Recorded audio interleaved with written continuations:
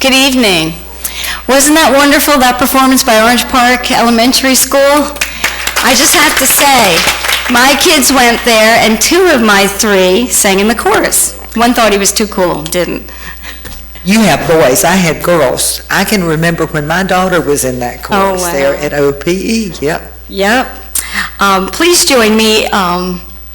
Senior Chaplain Reese Edwards from Orange Park Medical Center is going to lead us in an invocation and the Pledge of Allegiance tonight.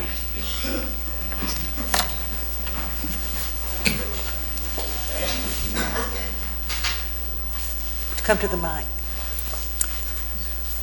All right. Father, we thank you for a beautiful day. Lord, we thank you for the freedoms that we enjoyed by hearing these wonderful children sing about America. Lord God, we're blessed. We're blessed to be here, to be an American, to enjoy the opportunity to discuss school board meetings and business here openly. Father, we thank you for all the freedoms that you give us each and every day. And I pray a special blessing upon each board member here, the superintendent, all of the teachers and staff here in Clay County. Bless them in a rich way, Father. Give them strength, give them wisdom and knowledge to conduct the business tonight, and that we'll be in harmony and one accord. In Jesus' name, I pray these things. Amen. Amen. If you will join me in the pledge, please. I pledge allegiance to the flag of the United States of America and to the republic for which it stands, one nation, under God, indivisible, with liberty and justice for all. Thank you very much. You may be seated. Thank you for doing that for us. At this time, I'll call to order our regular school board meeting of October 5th. So I'd like to welcome the citizens of Clay County. I take this opportunity to thank you for taking time out of your busy schedule to attend tonight's school board meeting. This meeting is our opportunity as your elected representatives to collaborate openly and make decisions that will decide the future direction of our public schools and the education of our children here in Clay County. If you wish to address the board, there will be an opportunity to speak for 3 minutes. Please fill out a card, which you will find located in the back of the room, indicating the specific item number or topic you wish to speak about, and turn it in promptly. No additional cards will be accepted once the board moves to the public comment section under presentations from the audience. Your participation is welcomed and appreciated. Thank you. So at this time, I would like to ask Cub Scout Pack 812 to please join me in front of the dais here.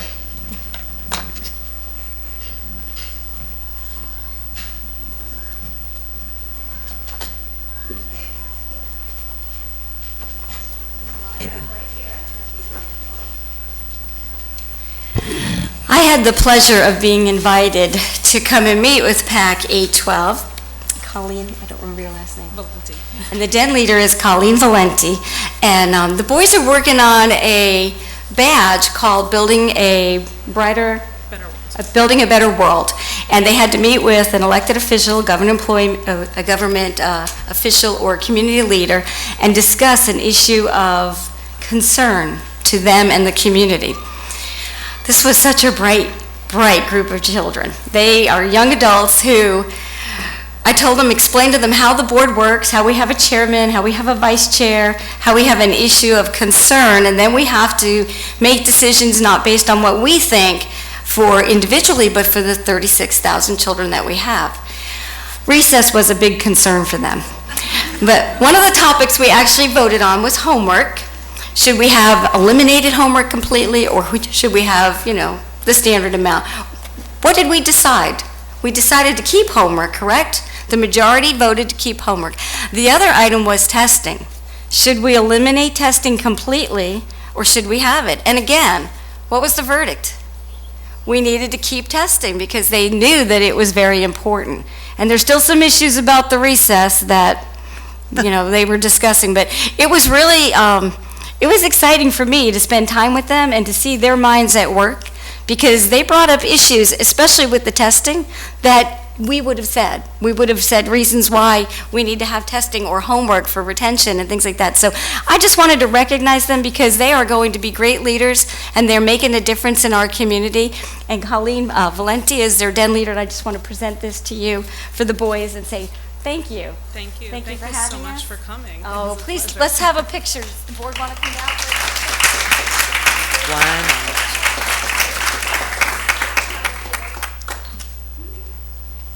Missing one here, aren't we? Come on. Yeah, Ray was missing, isn't he? He's the one all about research. I know, right? Want to scoot in a little closer?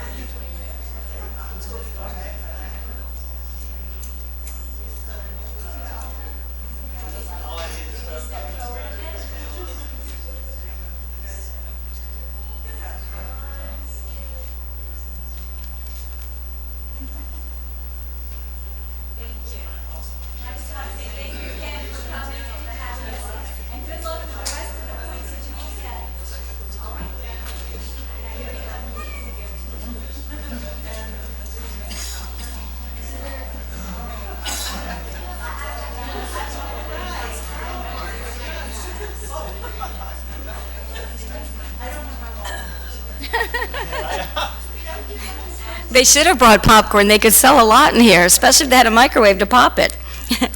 Well, thank you, and feel free to leave. I know you have a troop meeting to go to. Thanks. Thank you for allowing me to do that. Our next item is our school showcase, and it will be SB Jennings. Miss Elise Love is our principal.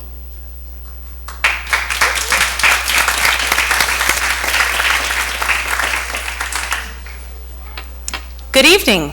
I'm Elise Love, principal of S. Bryan Jennings Elementary, and I'm honored to share Clay County's best-kept secret with you this evening. We're a Title I school serving a diverse population. We're 100% free and reduced lunch, and we foster a sense of community, accountability, and growth mindset in our scholars. This year, every student and faculty member received a school shirt to proudly wear, illustrating that we are each an integral part of our collaborative learning community that is SBJ. For several years, we've been a C school, but over the course of last year, 2016-17, the instructional staff and scholars, led by Mrs. Outman and Mrs. Hayward, their administrators, resulted in the increase of a school grade with an intentional focus. The school grade rose to a B, 1 point from an A. So this year we're continuing to learn from our past and paint a brighter future for our scholars as we push SBJ forward to an A. To toot our own horn, just for a second, 61% of third grade and 72% of our fourth grade scholars were proficient in English language arts standards on the FSA. 90% of our sixth grade lower quartile students showed growth in the ELA standards as well, and our fifth grade science FCAT scores were above the county average. So what sets us apart, resulting in this huge rise in instructional performance and student performance? We've served as a model school for the collaborative classroom and transferred those principles across all content areas. Additionally, we utilized LLI to provide intensive small group instruction, rapidly increasing student reading levels. We have several years of SIPS instruction as well, which we have found that combined with making meaning results in really strong foundational skills in our scholars. But most importantly, we make learning fun. We have a very student-centered, inclusive approach where we provide rigorous, engaging instruction that is aligned to standards, while we still continue to differentiate and meet the needs of our individual students. So as we historically looked at our trends, there are some areas that we continually fall short in, and we know that we need to improve in the English language arts, math, and science standards. That told us that we really need to up our game in our small group data-driven instruction. Therefore, this year's priorities and changes to reach RA include daily 40-minute common planning time, as well as weekly PLC opportunities for teachers, addressing and focusing on those 4 principles of effective instruction. We've implemented Lucy Calkins units of study for kindergarten through 6th grade students. We're using iReady and Achieve 3000 to drive a lot of our small group instruction.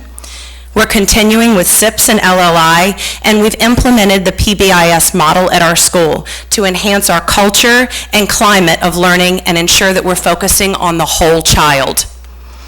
Each of our teachers and scholars also has a data notebook where they are setting goals and tracking progress so that we're increasing our accountability school-wide. Therefore, our 3 school improvement goals for this year revolve around that intentional data-driven small group instruction, utilizing the Lucy Calkins from kindergarten to 6th grade with fidelity, and implementing that positive behavior interventions and supports system within our school. We also have lots of fun extracurricular activities: math club, track team, robotics, coding, news team, just to name a few, safety patrols. Fun fact, in 1967, S. Bryan Jennings opened its doors. And it was designed intentionally to be a showcase school of instructional excellence, which we still are today. But this year marks our 50-year anniversary, and I'd like to formally invite each one of you to come and attend as we celebrate our service to our community for 50 years. It will be Friday, November the 3rd, from 5:30 to 7:30, and you'll hear more about that as we approach that time. I am a new principal at S. Bryan Jennings Elementary. This is my first year, and I am new to this amazing team. And I hope that you all know what a true gem it is. I have been amazed by the dedication, the generosity, and the love from the teachers, the staff, the students, the families, and our business community partners that have really rallied behind us. After Hurricane Irma, a lot of our families really were impacted, and we had a great relief organization that we spearheaded. And I truly saw this community come together, working together, and supporting one another at a critical time of need. And I realized that S. Bryan Jennings Elementary is not just a school, it's the heart of that community, and it's a family. So I'm grateful for the opportunity to come and showcase S. Bryan Jennings Elementary tonight, so thank you, and I'm honored to be a part of that SBJ family. Thank you. Thank you, Ms. Love. Thank you. We have no presentations from no citizens' requests. This will be the last call for cards, and now we'll go into a presentation from the audience. So I have 2 cards.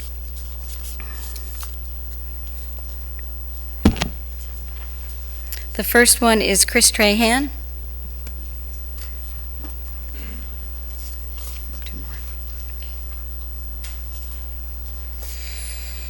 Permission to approach, Madam Chair. Yep.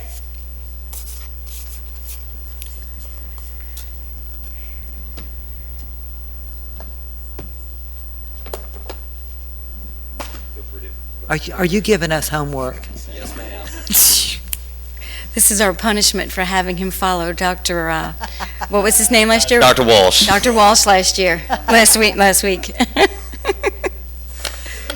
Okay, for the record, Chris Trahan, my address is already on file. Just to clarify a couple of things that I brought up last week regarding the textbooks, the question of the workbooks, I did find them, obviously they're there, and I brought them with 2 textbooks out of my class set, and I wanted to compare. And I paperclipped 2 sections out of Module 8 dealing with the Renaissance, so you can kind of compare apples to apples there. And when I first saw the workbooks, there's one word that came to mind, and when I showed them to Ms. Paiva, she pretty much stole my thunder a little bit, and it's Cliff Notes. Okay? That is essentially what that workbook is. It's a glorified version of Cliff Notes. And that's what my students are supposed to take home. Now, the push has been for content-rich, challenging material. How are they supposed to get that if the only book that they have to take home, aside from the online version, if they have it, and I refer back to my comments from last week, is if they're forced to read a book that isn't even at grade level. It's a summary of what's in the textbook. One of the things that a lot of students have when it comes to when they struggle in reading is they don't have the endurance. And the only way that they're going to get that endurance is if we push them and we give them content-appropriate readings, not the summaries. That workbook is a supplement. It's supposed to be worked in conjunction with the textbook, not replace it. All right, so please think long and hard on that. All right, and as far as ebooks are concerned, personally, I feel that they are a valuable tool, but they're not the tool. Had a conversation with Mr. Fagan, and he actually wound up stumbling upon research that has been done over the years regarding the effectiveness of digital books. And right now, based on what I've seen here, the evidence strongly suggests, and there's a lot of data with this one, that says that ebooks are nowhere near as effective when it comes to the depth of understanding, the quality of comprehension, and retention to traditional books. So that is something that we need to strongly consider when we approach this. And further also, I showed these workbooks to the ESOL aides that we have, because I also mentioned them in the last meeting.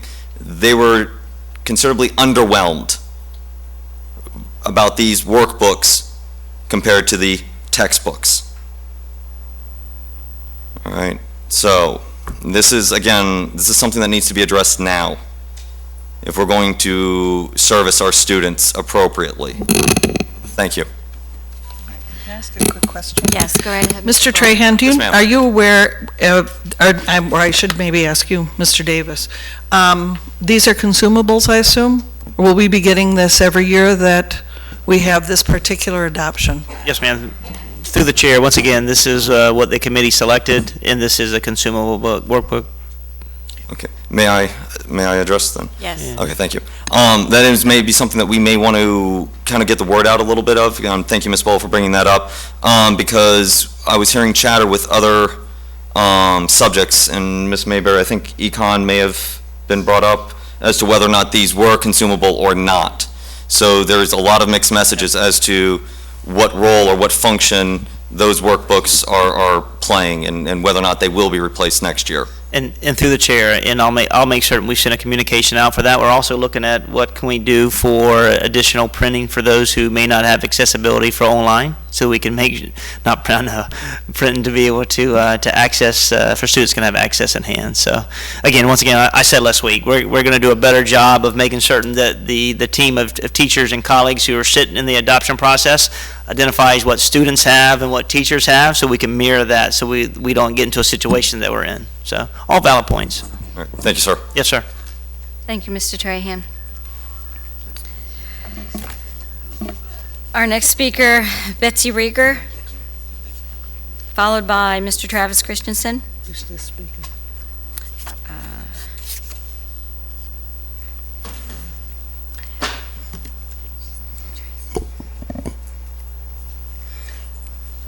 My name is Betsy Rieger, and my address is on file. I'm the director of CCA and CESPA, but more importantly, I'm the mom of Grayson, future robot inventor and current Clay County kindergartner.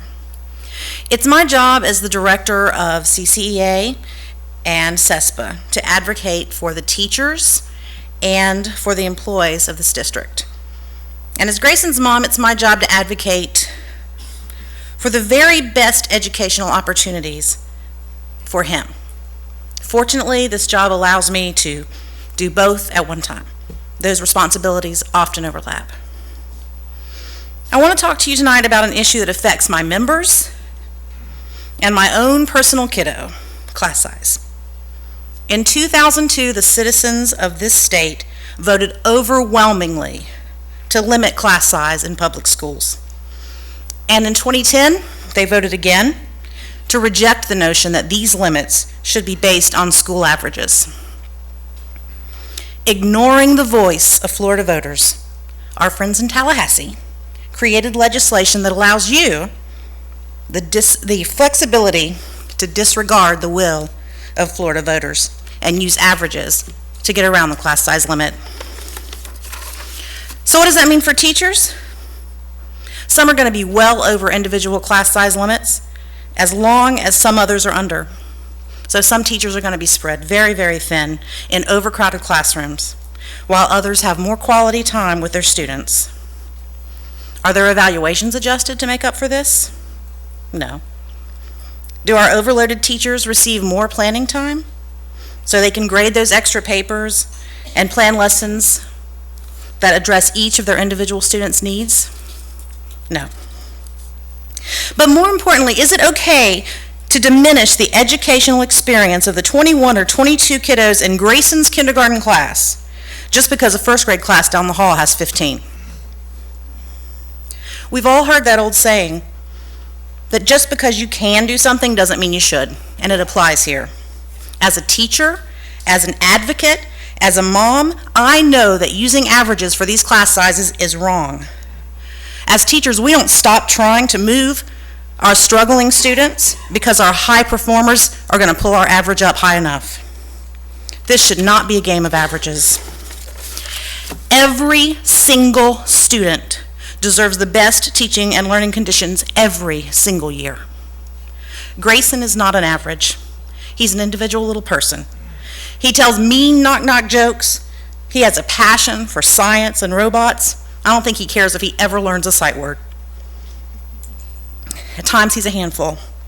He's not a data point, a test score, or a number to be fed into your formula. His classroom is over the limit, and that's not okay with me. It's not okay with the teachers, and it shouldn't be okay with you.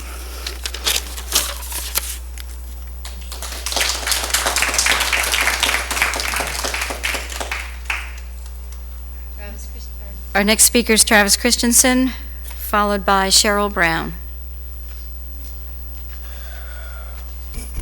Travis Christensen, 2871 Affirm Court in Lake Asbury. Just want to comment about some discussion that happened at the last school board meeting regarding conflict of interest. I didn't attend the meeting, I watched it from home. That was one of the most clumsy 10 minutes of nobody knowing what's going on I've ever seen in a governmental board meeting. It is a good question to ask whether somebody has a conflict of interest. But have you just moved to Florida? Are you recently elected that you do not know that Florida law makes a difference between general and specifics? I'm not trying to attack any single person here, but I can't believe between an entire school board, staff, and attorney, no one knows the narrowness of the legal definition of conflict of interest in Florida. So I thought I'd explain it to you, because governmental boards represent the people. You know, it's a high responsibility when you talk about giving up your right to vote on an issue or suggesting to someone else, so that's a pretty grave matter, and you would think the people involved would know what's going on. All right. There's a difference between general and specific as regards conflict of interest. Now, the board member's mother, who was brought up at the meeting, not attacking anybody, she did recuse herself at a recent county commission meeting that dealt with the charter school in question because it is the specific body that she's affiliated with. As far as general, I think after about 10 minutes of going around and around, your attorney eventually got into specific, I don't know, do what you want to do. But okay, let's look at 7069, the bill everyone's talking about. Both the House member and Senate member in the legislature who sponsored that bill both work for charter schools. Now, you would think there'd be a conflict of interest, and of course they're trying to promote their industry, no kidding. But because it's a bill that affects all the charter schools and anything else in Florida, it's not a conflict of interest any more than in that last school meeting, one person having a family member. It doesn't work that way. I would hope that, I don't really want to see anything like that again in the future. I expect that people on a school board would know what I thought was common knowledge to like board members and governmental bodies in Florida. Thank you. Thank you, Mr. Christensen. Our next speaker is Cheryl Brown. All right. Thank you. Is that all? That's it. All right, that's it for presentation from the audience. Our next item is the adoption of our consent agenda. There were no items pulled, and we had one item withdrawn, which was the Orange Park Medical Center Partnership Agreement, and that will come back to us probably next month or at a later date. I'll entertain a motion. Move to approve. Second. Any discussion? I have a motion by Ms. Bola, second by Ms. Condon. All those in favor say aye. Aye. Motion carries 5-0.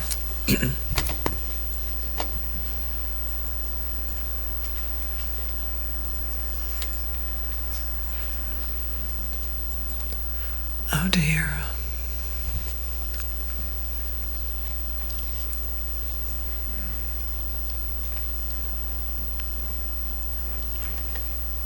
So while we finish the voting process, Ms. Paiva, would you like to give us an update on our CCA?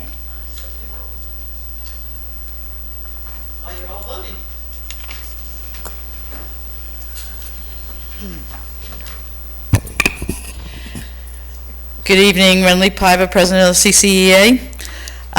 Let me start with saying about First Book, because this is it, the last school board meeting before First Book. We are bringing in 40,000 books, and the setup date is October 20th, and we're going to have a bunch of people. By the way, I've signed you all up to help with the setup. We'll be there. From 12 o'clock to 6 o'clock. They said that we needed like 50 to 70 people. We don't think so. We think we need 20 to 30, and we can do it, so pretty much.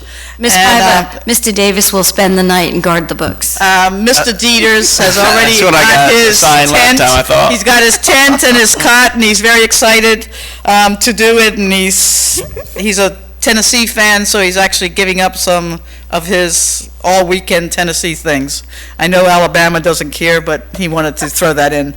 The event is the next day, Saturday, October the 21st, from 9 to 10. It's all school board employees. It says teachers, but it's really all school board employees are asked, come on in, take what you want, and leave. We think we're getting 50 to 60 titles, 600 to 800 books of each title. That's what we think we're getting.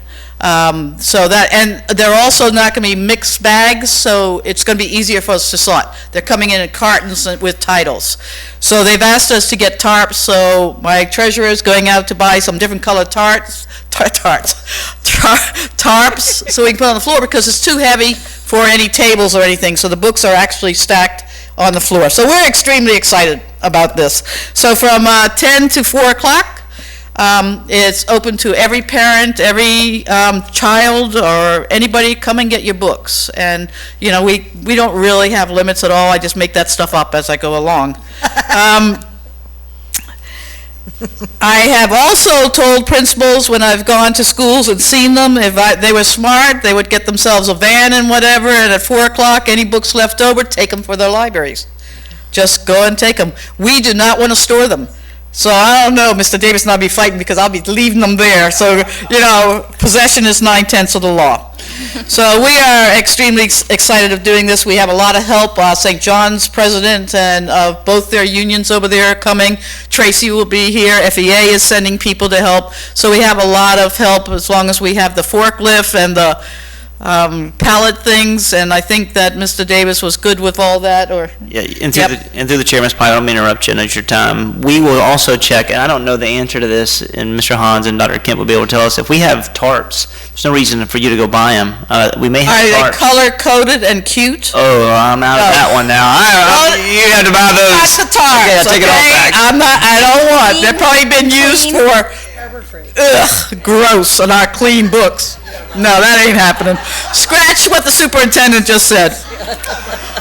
Oh, Lord have mercy. All right. Now I'll start being mean. There's a discussion item on your agenda tonight about the FEA suing you all.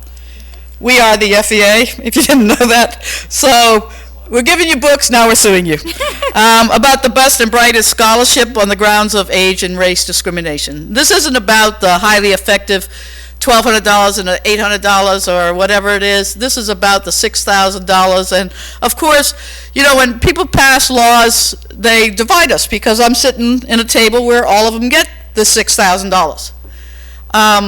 And I never, ever, ever want to take money out of teachers' pockets. That's why FEA took so long with this. We thought that the legislators would wake up and say, it is unfair to test people on their SAT scores. Now, so my thought to you is this: just plead guilty, be done with it, okay?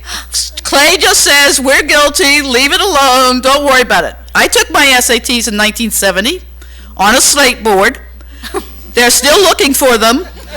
I'm pretty sure I was a 99th percentile. I'm pretty darn sure I was, but I can't prove that. So I'm being personally ripped off because of my age. So I know Mr. Deaton, he's really excited about, you know, you're going to spend $10,000. I would prefer you spend that $10,000 on our insurance. So that's my advice to your lawyers and everything, you know, just plead guilty and be done with it. Second, assessments. This is a heartache. This is a heartache for us. We are constantly increasing assessments throughout the state of Florida. These kids are inundated with assessments. Our teachers are inundated with assessments.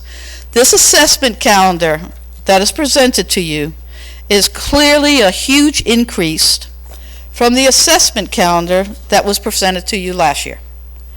This is last year's. This is this year's. Now, when Mr. Davis came here, he stopped assessments in January, but the teachers never stopped it, by the way, because the teachers know we have to progress monitor our kids. We understand that, okay? So lots of schools and lots of teachers, even though, you know, we're not going to do it, ended up they had to do it. All we're doing is replacing all these performance matters with new programs that we've just introduced to this county. iReady being the main one, and Achieve 3000 being the other one. I am not going to sit here and say those aren't good programs. They are. They are good programs. I'm going to sit here and say we're overwhelmed. We're overwhelmed with both programs, with the amount of professional development it takes to understand, to be able to teach those. You can put me in training all day. We have teachers doing over 3 to 4 hours of training a week. They get subs, they take them out of the classroom, they're using all the common planning time as whole group instructional time, and they're training. They're doing PD. You can do that. If I'm not afforded the opportunity to get with my peers and digest this and come to a strong understanding of what this is, this new curriculum is, I'm not doing a good job for your kids. It's too much. All this assessment is too much. But I have another big, huge problem with this new assessment calendar. There are things missing in it. PERC's missing. PERC's missing, not the best thing in the world, but it evaluated 267 of our courses this year. And if it's missing, who's evaluating? How are the teachers being evaluated in 267 of those courses and 76 of those courses mixed? So over 300 courses was evaluated by the PERC. The problem with teachers wasn't about the PERC. The problem was the cut score of it. That's a huge question I have. Where's PERC? My second question is, grade 1 and 2 teachers were evaluated, and I represent teachers, so it's not like I'm dissing the kids. I get what it's all about. But grade 1 and 2 teachers were evaluated by the SAT 10. The SAT 10's missing. There is no SAT 10 in this assessment. So what are grade 1 and grade 2 being evaluated on? Yes, we have a CAS committee. Yes, we're meeting next week to have a voice, to say what teachers should be evaluated on, but you've just taken 2 of the evaluations that caused us the least angst. PERC caused us angst with our special children and the cut score. But SAT 10 didn't cause us an angst at all. And neither one of those tests are in the new assessment category. So now we're thinking, okay, so what's teachers going to be evaluated on? What has been added to the assessment calendar is a district ACT. A district ACT from grade 9 to 12. So the question is, are we paying for every child in this county to take the ACT? And if we are, do you know how much it costs? If you don't, I'll tell you. It costs $38 to administer $38 for each child, the ACT without writing. And if we give it to them with writing, it's $50. But I don't understand why we would be given an ACT to 9th, 10th, 11th, well, I do 11th and 12th, but not all of them. I don't understand why that's on the assessment calendar. And I don't understand why PERC is missing, and that's replacing it. And I don't understand where SAT 10 is. And now we have a bigger problem, because we do have a problem. The state didn't just get rid of VAM. The state said you still had to assess teachers using an assessment, evaluate teachers using an assessment. The ACT, to us, is an extremely rigorous exam. Extremely rigorous exam. Every 10th grader in this county takes a PSAT. Every 10th grader takes a PSAT in this county as a 10th grade. Are we going to administer an ACT before a PSAT? And then are we going to administer SATs? Or is that still an option for the parent to decide? I don't know. There was a lot of talk that the minutes didn't really double. They did double. And a lot of people said, well, we took out performance matters. No, we didn't. This is what you submitted. Either this document that you submitted to the DOE is wrong, and this document is wrong, then I don't think that's true. I don't think you submitted things that were wrong to the DOE. I refuse to believe that. Betsy talked about class size. We have 41 teaching positions on our job board. 41 jobs that have been sitting there all week on the job board. Duval has 151. If you did that by percentage, I bet we have more job openings than Duval does. And that's scary. That's scary that we're not filling positions. Some of them just went up there. Some of them have been there all year. St. John's has 3. Flagler has 2. We have 41, did you? And we have 41. If you saw the TV this week, you saw how Duval was very upset. Duval parents are very upset because of class sizes, because they're moving students in October. We have classes that are over 3 kids over. We have grade 2 classes with 21 kids in them. I think we have some classes with 24 kids in it. So where's the limit? And are we really going to move kids in October, November, and December, and January? Or are we going to combine like Duval does? My niece's children went to Chimney Lakes. Is that what it's called? Chimney Lakes? Yeah. Over there in Argyle. She took her child out because she was in a first grade class of 60. Oh, my God. 2 teachers. First grade class of 60. And they're in private school now. 60. And I'm a big advocate for public education. I can't argue. That's my niece. You heard Chris talk about, Mr. Trahan talk about textbooks. Another thing we do in Clay County, and I don't know if teachers voted on that or teachers didn't, I wasn't involved, CCA was not involved in any textbook adoption, but I will tell you this, that we have always given a book to a child who needs one. We have never just ordered a class set and then a little child who's difficulties or doesn't have internet at home or anything and say, I'm sorry, you don't get to have a book. We've never done that. There has to be flexibility in our textbooks. So I'm going to watch very closely this textbook adoption. I see the plan in your agenda. I've got all the little months in my calendar lined out because I'm going to be all over it this year. And I was negligent last year of not paying attention to the history of adoptions, the social studies adoptions, because social studies teachers are not happy. My last thing is planning time. I don't know.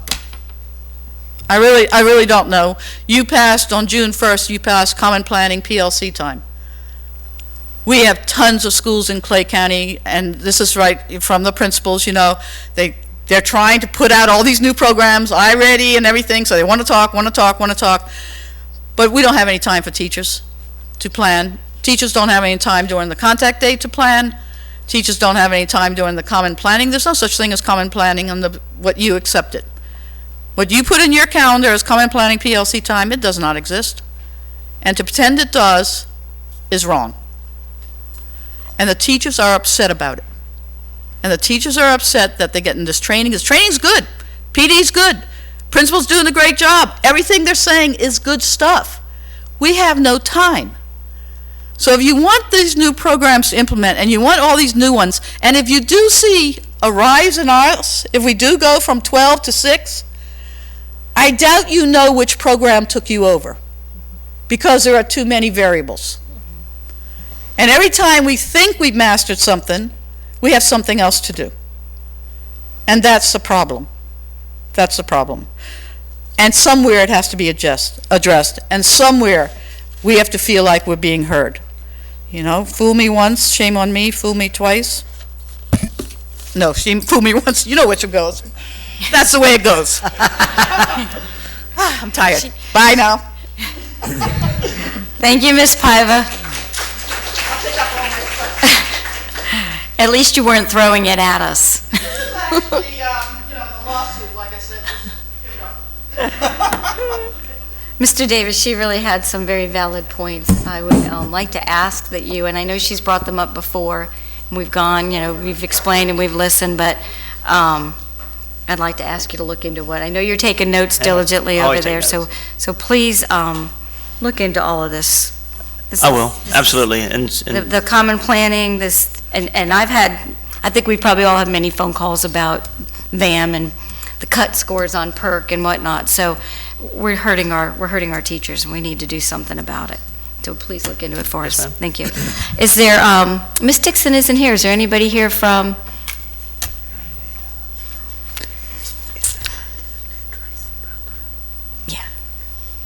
I'm going to put on my CESPA hat for a minute. All right. Betsy Rieger, thank you. Teresa couldn't be here, but she sent me a text just a little while ago and asked me to make sure that you understood that CESPA was, with Mr. Davis, providing the transportation for the first book event on Saturday the 21st. We sent out an email with a sign-up form to all of the Title I elementary school principals, and Mr. Davis, you were copied on that as well. Haven't heard anything back from those principals, and we really need to get that data back to make sure that we have enough buses scheduled for the children that need transportation to get to the event. So we set a date of next Friday to get that back, but just want to make sure that they're aware and that's happening. Yep. Thank you. That brings us to the superintendent update and presentations. Okay, so thank you. While we're getting the PowerPoint going tonight, I'm going to talk about the Clay County School District Assessment Outlook. And I'm going to go over a number of slides that talk about, where we were, how we arrived, and maybe it'll bring some clarification to some of the questions. But before I get to do that, I want to address some of the items this evening from Ms. Paiva. from PLC side, me and her on the same page of what PLC looks like and should be moved forward with. We know that it is administratively driven time that should be side by side working with teachers in order to identify best practices. That is where we infuse. We're looking at lesson studies, whether we look at analytics of data, whether we're looking at the coherence of lessons and identifying quality text. All those things happen. In the situation, there's some times where you should do whole group, but most of the time it should be breakout sessions for teachers in grade level or content based, so they can really talk about best practices. So we got to understand, common plan there in the day is teachers driven completely. The PLC time is time that we really drive down professional learning, and it should be driven with the administrative staff alongside of our teachers in order to identify best practices. Valid points, and I'll talk about a little bit of the assessment piece. The ACT, I wish we would purchase this for everybody within our organization. We just don't have the money. That wasn't calculated in the minutes, so that'll come off. In reference to PERT, the PERT was incorporated in the total minutes, and then that's tested every, I think, 14 days. Every month. So, I mean, I can put it on there month and month and month and month. If you want us to, we can put that on there to provide clarification. But I'll go into this piece tonight, and we'll be able to talk about assessment outlook. So, overall objective for us tonight is to talk about my rationale for suspending local assessments in 2016-2017. Also describe requirements for developing a progress monitoring plan, which we are state required to do. In addition, to look at assessment outlook for 17-18 school year, what does that look like? How is it interactive with our school district? And then also describe assessment impact for the 17-18 school year as well. So ultimately, when we talk about discussions, in January 2016, I presented to the board two options. The first option was for we can continue the battery of assessments in the third quarter along with the end of the year assessments. Or the second option was for us to collectively identify and suspend all third quarter assessments along with any assessment that did not correlate with a non-VAM assessment, which we didn't need for the performance measurement standard that we're obligated to do by state statute. So in this, I elected to, and the board, we agreed that we were going to suspend the rest of the assessments for the third quarter. At this time, the beginning of the year and the mid-year, the baseline and the mid-year assessments were pretty much already taken. So the only additional time assessments were ready were the third quarter. And we elected to suspend those because it truly disrupted. It was a poor time to continue assess for our teachers and our students. So we wanted to take that time away and allow teachers really to push in instruction, to work in small group, to allow kids to grapple with information. And in the second part, I elected to suspend assessments is because the inability to validate the alignment and overall effectiveness of our assessments. If you look at our analytics and our data, 5th grade and 8th grade baseline PM data sets were poor, as well as our FSA assessment was poor as well. We dropped in 5th and 8th grade science. We came to find out the assessments that we created and we extended to the district didn't align to our standards. So we were assessing on items that didn't even expose to our standards. So that is poor implementation in an example of how we need to remove, certain assessments at that point in that time. As we look at the need for progress monitoring, you may ask, why do we need to have progress monitoring? And, I wish I could have had the conversation with Ms. Karakis and the young men that were here today that they said they would keep it, because I'm really intrigued to figure out why they would keep it, and I'm interested to have that conversation. Maybe I'll circle back to find where they are.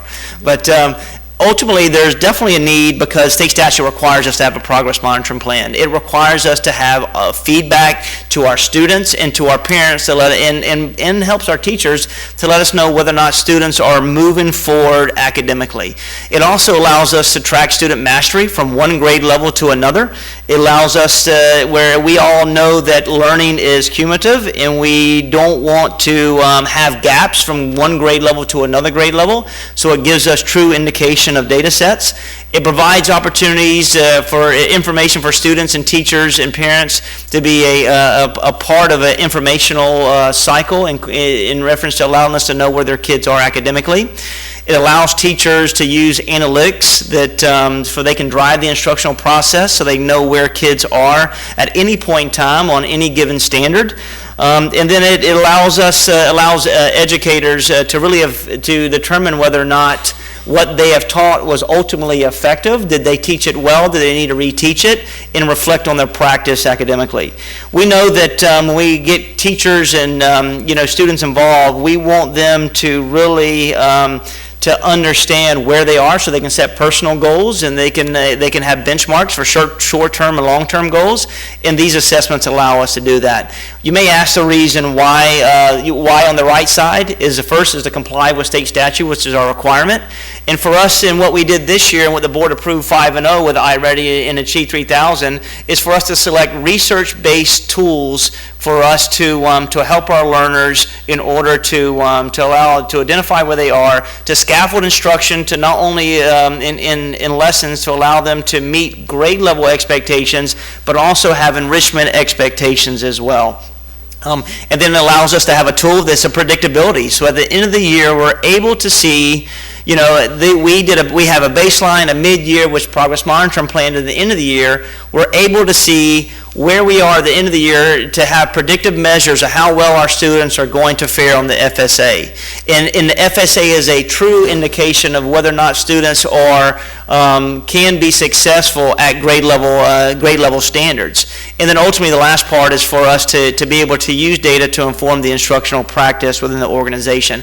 I say this is because when we go to a doctor and sometimes it's about our health. When we go see a doctor, we want to make certain that we may be fully healthy, but when we go there we get annual assessments, biannual assessments, and every time we go there it gives us a good feeling to know where we are. But it may be a part where you go to the doctor and they may say, you know what, you have heart problems, but they may not run any battery assessments. So do we trust that doctor or do we not trust that doctor? We want someone who does a true number of analytics to tell us, do we have a blocked artery? Do we need a stent? Whatever we need in order to become healthy and fluent. This is the same way with us being progress monitoring within our organizations. As we look at the benefits of the proposed assessment calendar for 17-18, we look at how this will develop a progress monitoring line. We talked about that. We also look at provides research-based, reliable, and validated assessments for us. This year we agreed to push iReady and Achieve, which this organization didn't have any platform for Tier 2 and Tier 3. And I appreciate Ms. Paiva talking about how they're good platforms, and they really truly provide. And I said it openly for the time that I brought this in our agenda review, and when I brought it up here and I speak to it in front of teachers, in front of administrators, it had diagnostics involved in it. This learning platform doesn't work unless you have a diagnostic to tell you where a kid is, and then it builds a prescribed lesson to allow that kid to be successful. And it helps teachers in their time on task.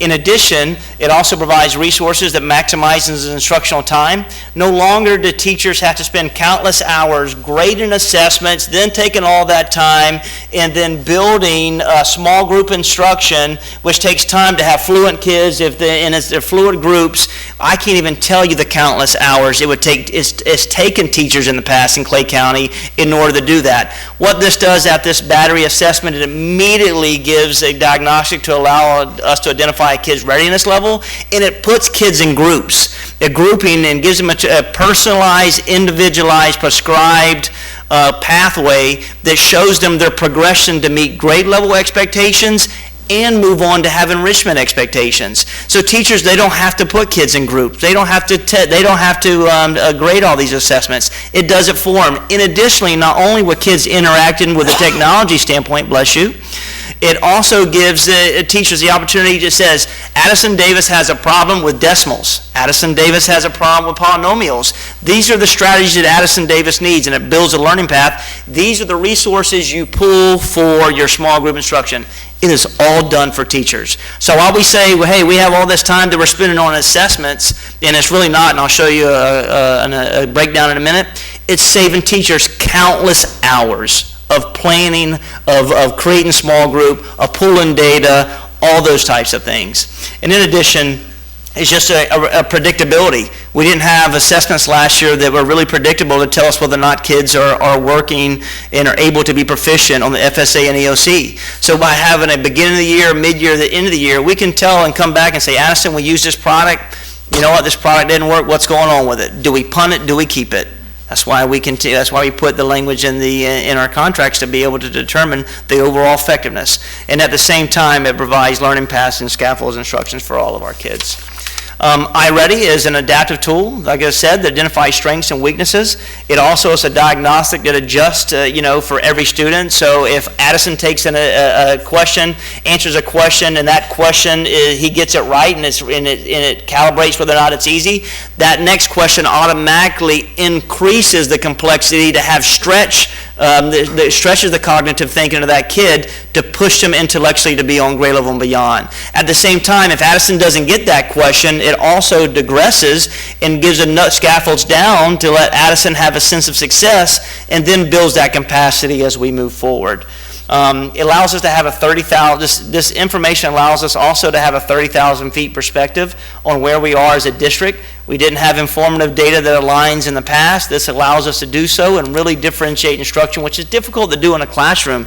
And teachers can tell you, it's a lot of time to differentiate instruction. It is countless hours. On top of that, iReady, these are some of the things I already focus on. I focus on a diagnostic of really a lot of domains with phonemic awareness, with phonics, comprehension from literal and literature, and then also informational text, which is big. And then mathematics, it talks about the mathematical practices and allows us and helps us measure to where our kids need to be as it relates to being successful. So iReady instruction, you may ask what that cycle of instruction looks like. Well, it looks like this model here, where it not only allows us to have a technology implementation with our kids, where we're teaching technology standards, which is outlined by the state from K2, 3, 6, 7, junior high school and senior high school, but it not only gives a platform where they can interact with the differentiation on the computer, but it pulls information, allows our teachers to tells them what to do in teacher-led and how they group them, and then provides that progress monitoring, and then goes back to that own-like cycle, and that cycle of reflection and interaction continues as it saves times for our educators. Now, I will say this, I'm openly, and I said this a while, this is very complex. It is new, so anything that we have that's new, it's going to create stress. And while this product says, you know what, we want to use 45 minutes a week on this, I've said openly, some of our schools have the technology to do it, some of our schools do not have the technology to do it, and that we will have a staircase approach for this implementation. No one is should not be over, I should say that, from an administrative level saying, where's your minutes? What are you doing? How are you doing it? It's more side-by-side coaching. Where do I fit it into my instructional framework? How do I make it come alive? How can I use it? Everywhere I go, and I'm telling this to the board, I invite you to please go to schools. I hear people rave about this opportunity for kids, about how we understand, hey, I may not have the equipment, and we're getting the equipment in the next couple of weeks because we have 6,200 laptops coming and wireless viewpoints, but I see people raving about how this is saving time for them in order to be successful. This is a parent report that teachers can print out and send home. It just tells an ability level of our kids and gives them a indication of where their kids fare internally. This is an example of data sets that we have not had before in this organization, which means that we are becoming more sophisticated and looking at our analytics. This gives us because in iReady we use K3, this tells us where we are, whether or not we're on grade level, percentage below grade level, or above grade level, and it gives us average scores. This allows us to review this information, allows teachers to review this information, and take deep dives to better understand the learning path for our kids. Achieve 3000, same tool. It's a universal screener which measures Lexile. Lexile is the measure of reading complexity generated by a computer. But this has been proven over and over again that we use Lexiles to identify books and the complexity of books, which we have in front of our kids. And the Lexile is generated by the length of a sentence and also the complexity of vocabulary that's put in front of our kids through this product. This gives us a real opportunity, again, to differentiate instruction and to save time, and it really serves an opportunity to serve all kids for enrichment, and mostly our kids at risk. We know that this also allows stretch articles to push our kids who are in social studies. We can pull articles to get in front of them that have stretch articles and align it. And it provides a lot of informational text that our kids need to be exposed to.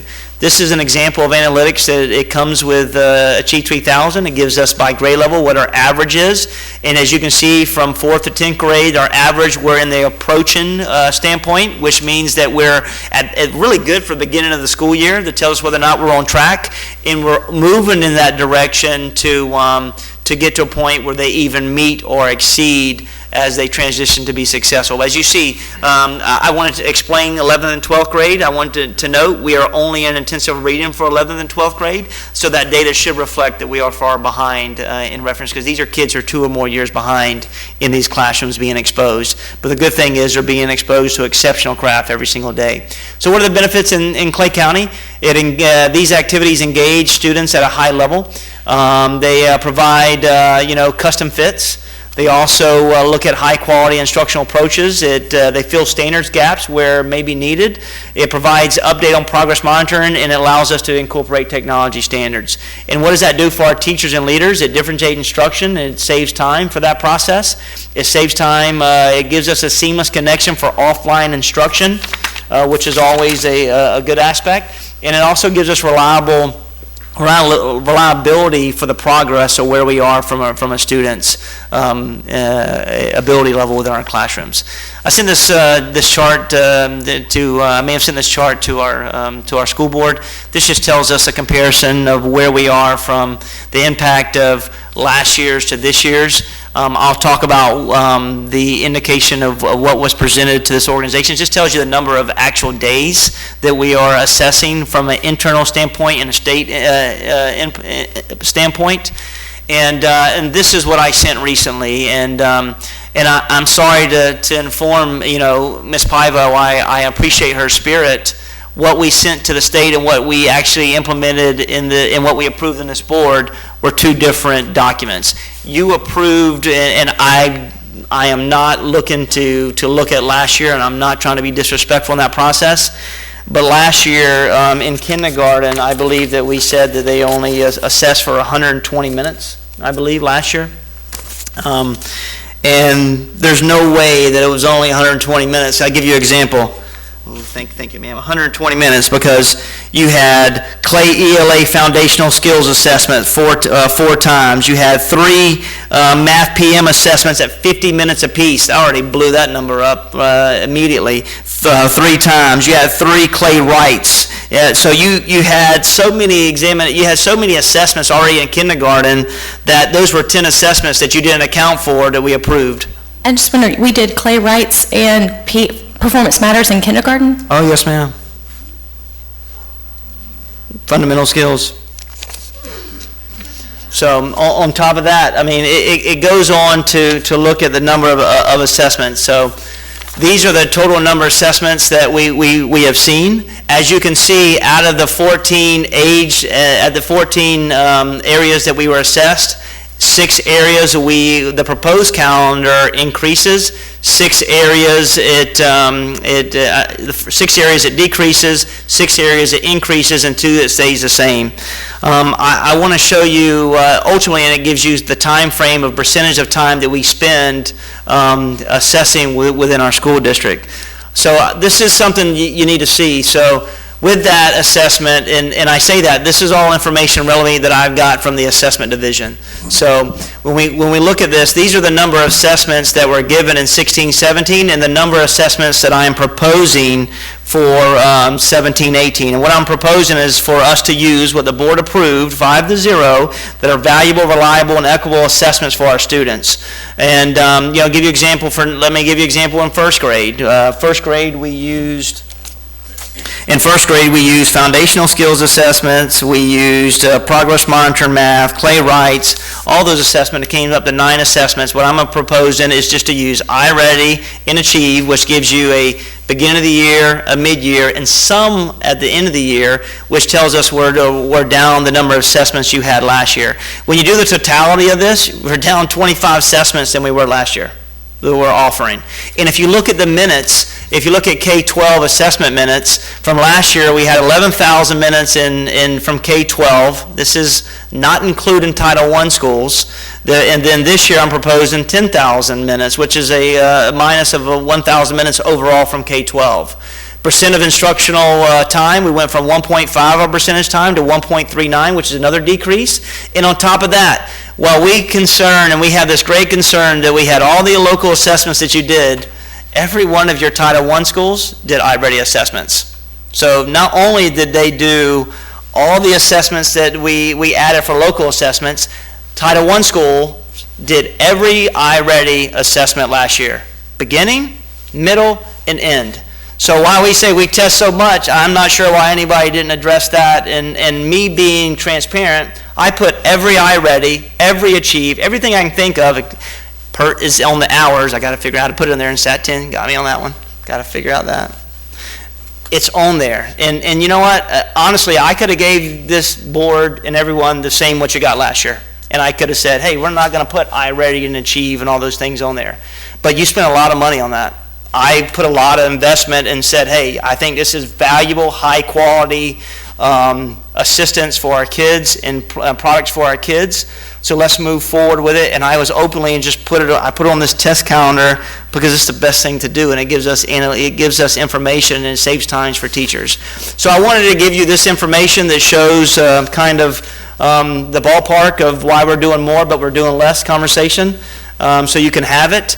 And if anyone believes that we didn't do so many assessments, let me know. This is after multiple conversations with my assessment team and looking at data sets. And if we're wrong on this, I'll come back to the next board meeting and I'll put it up and I'll show you where we're wrong and I'll show you where we're right.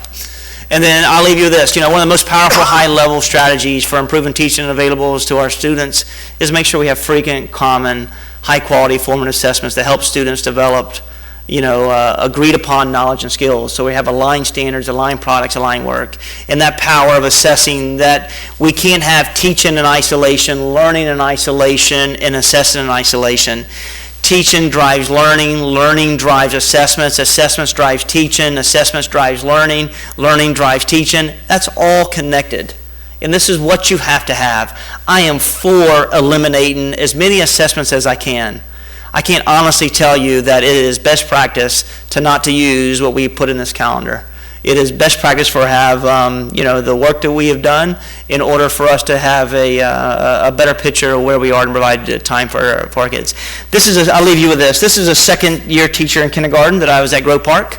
As you can see, if you look at the top left, you see Principal Voyko working with, this is where you had two groups. Well, Scott Voyko's on the left, Terry Dennis is on the right-hand side. In those two groups, in those two groups, you see that we have a number of groups taking place in small group. This is the beauty of how we do our work. When we say kindergarten can't do the work on iReady, and I will tell you, there's a giant generation gap between everyone on this board, everyone here tonight, and how these learners learn. Don't allow this generation gap to stop the way our learners are progressing every single day. This is an example. This is a pure example. A couple of days ago, of two reading groups taking place with small group instruction, while kids are actively engaged, and whether it be the diagnostic or whether it be a learning path for our kids. This is what it looks like. And for us to say kindergarten kids can't do it, I challenge everyone in here not to put your learning path in the way of what these digital natives can do. It is our job to meet them, our job to support them, and our job to educate them. Thank you. All right, thank you. We move into the discussion items. Our first one is item D1. Consider proposed settlement of all claims brought by plaintiff Robert Winter in Winter v. Clay County School Board, case number 2012-CA001684, the 4th Judicial Circuit in and for Clay County, Florida. I'll entertain a motion. I'll move approval. Second. I have a motion and a second. Any discussion? Hearing none, all those in favor say aye. Aye. Motion carries 5-0.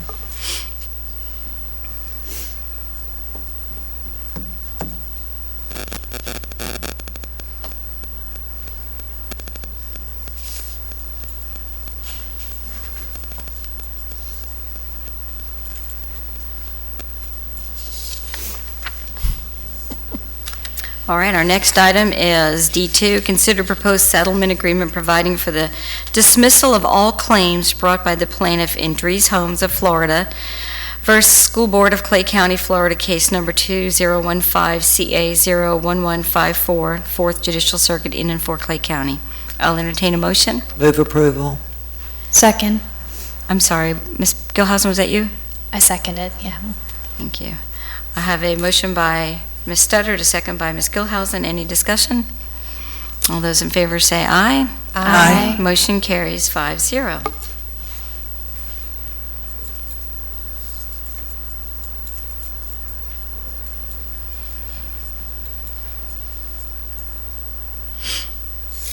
Our next item is D2A, consider school board attorney's request to engage special local counsel in Florida Education Association versus Clay County School Board, case number 417CW00414RH CAS, United States District Court, Northern District of Florida, and this is the best and brightest lawsuit. I'll entertain a motion. I'll move approval. Second. I'm sorry, Ms. Condon, was that you, second? I have a motion by Ms. Gilhausen, a second. I believe this is the one that we're supposed to say we're guilty and go on. I'm not admitting guilt to anything. I have a motion by Ms. Gilhausen, a second by Ms. Condon. Any discussion? All those in favor say aye. Aye. Motion carries 5-0. We have several cards on item D3, which is the 2017-18 assessment calendar. I think your superintendent just explained it very well. Our first card is Jennifer Bernhardt, followed by Donna Mace.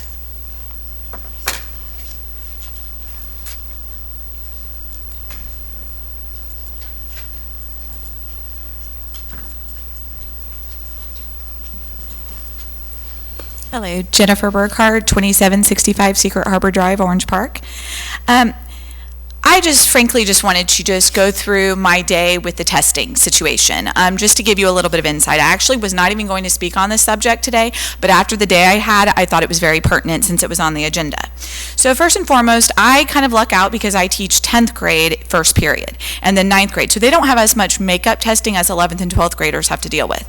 But for the last 2 weeks, 10th graders have been retaking the Algebra 1 EOCs. So some of my students have been affected and then they're pulled out, and then obviously it's the end of the quarter. We lost so much time with the hurricane and with picture day, and then with just at the beginning of the year, English classes are the ones that had the admin meetings and everything. So it's just been a lot. So there was the Algebra 1 EOC retakes that I was affected by with my 10th grade class. Then I was told, I believe it was Monday, that, hey guys, we're now going to do the PSAT test for all 10th graders in the entire school, and you need to do the PSAT bubbling. So all the English teachers in 10th grade had to spend an entire period, and it ended up taking longer than that. So I'm gonna have to continue this tomorrow, where I have to sit through and in my 10th grade English class, go through and have them do the pre-bubbling for the PSAT test, that then they're going to be taken out of my class next week on Wednesday. Since I teach first and third period 10th, most likely, we have not been told the testing time, but I'm assuming it's going to cover those periods. So now I'm losing over a period just to get them to bubble in their name, okay, and answer what their religion is and so forth. All right, and then I'm also going to have to lose a day for PSAT testing, which absolutely does not tie in with anything. So, you know, it's not a concordant score. I mean, you know, it's a pre-SAT. So then I went to my English department meeting today, and I was told just to be aware that upcoming in December, we are going to have the Achieve 3000 midterm, because of course Achieve 3000 was added to the English curriculum. Then we're going to have an ELA mid-year assessment. I'm assuming that's a district assessment because I'm not sure what that is. They're not sure if it's only 9th and 10th or if it's 9th through 12th grade English. And then I have a midterm that I have to give them. So I'm not sure if I can, we're trying to figure out if we can utilize the ELA mid-year assessment that's going to be required by the district as our midterm. But keep in mind, timing-wise and stuff, we have the half days where we have the 2-hour midterms at the end, so we kind of have to time that accordingly. So then I just wanted to address, on top of this, now I have the Achieve 3000 program, which I can appreciate its merits, but I just want to put in perspective. I already am on a very strict curriculum that is mandated by the district because of our new curriculum maps, which is a whole subject I'll address probably at the next meeting. But now I have Achieve 3000. So I'm expected to do roughly 2 articles a month. So I calculated it out, not counting August and not counting December. It's, 8 months at 2 articles a month. That takes me an entire day to do an article because I have inclusion students. So they're going to spend, so that's 8 times 2, which is 16 days, which is over 3 weeks of Achieve 3000 I'm expected to do. So it's just a lot, and I just wanted to express my opinion. So thank you very much. Thank you.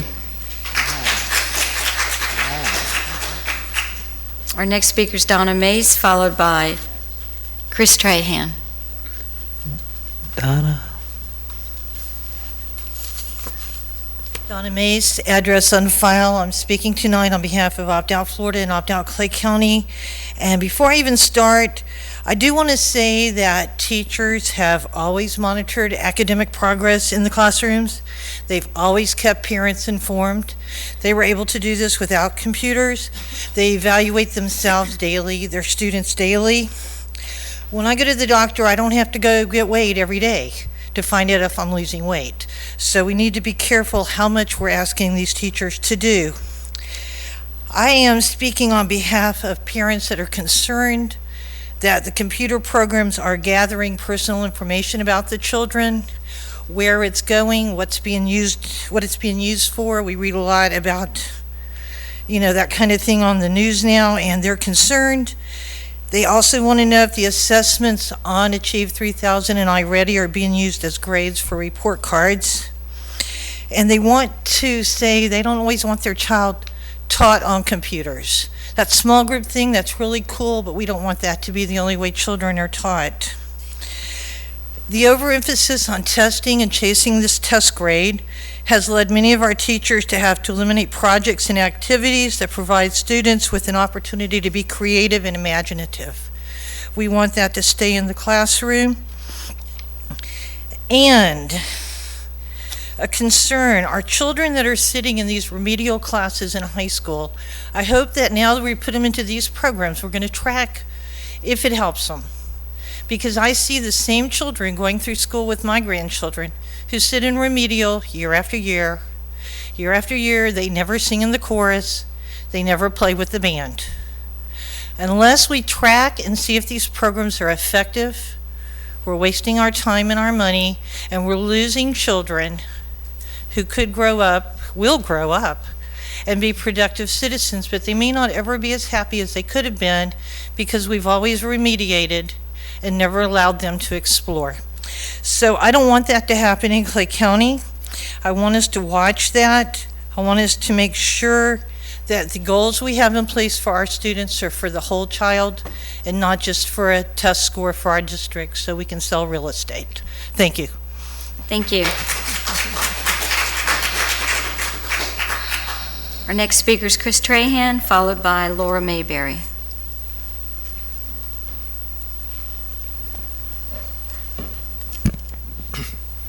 Chris Trahan, my address is already on file. I think I've been up here enough that it's kind of common knowledge that I'm normally not at a loss for words, but for once I actually am. I'm floored at the amount of time that I'm seeing that kindergartners are going to be spending testing. Last year, I'm under the impression that they were at 750 minutes. Now I'm seeing they're proposed for 105 minutes. That's absurd. I think that's backwards. It was 105 on our form last year? 805. Oh, 805. Freudian slip, excuse me, wishful thinking.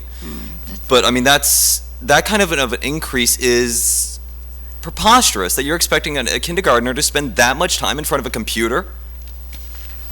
That's sad. And then we're looking at an increase with freshmen. Their first year in high school. That is one of the biggest adjustments they're going to have to make. And we've gone from 1,000 minutes to 1,200. I teach sophomores the better part of my day. I'm now looking at the PSAT. And in the past, with the exception of last year, I was actually pulled out of my first 4 periods to proctor the PSAT. But sophomores don't make up my entire day. I teach a semester course on the Holocaust, which is predominantly juniors and seniors. I don't know if I'm going to be working with them on Wednesday. I lost an entire week because of Irma.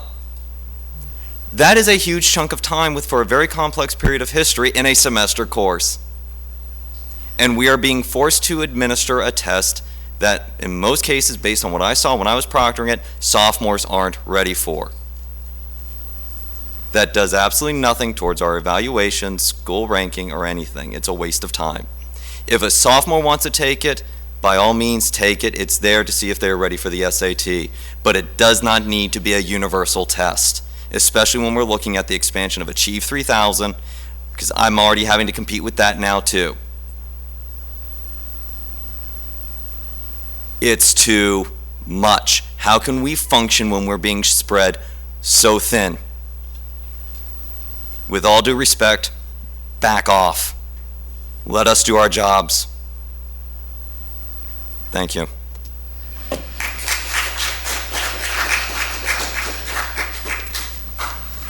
Mr. Davis, is the PSAT required? I know what we've always had. Yeah, it's something that it's paid for every 10th grader.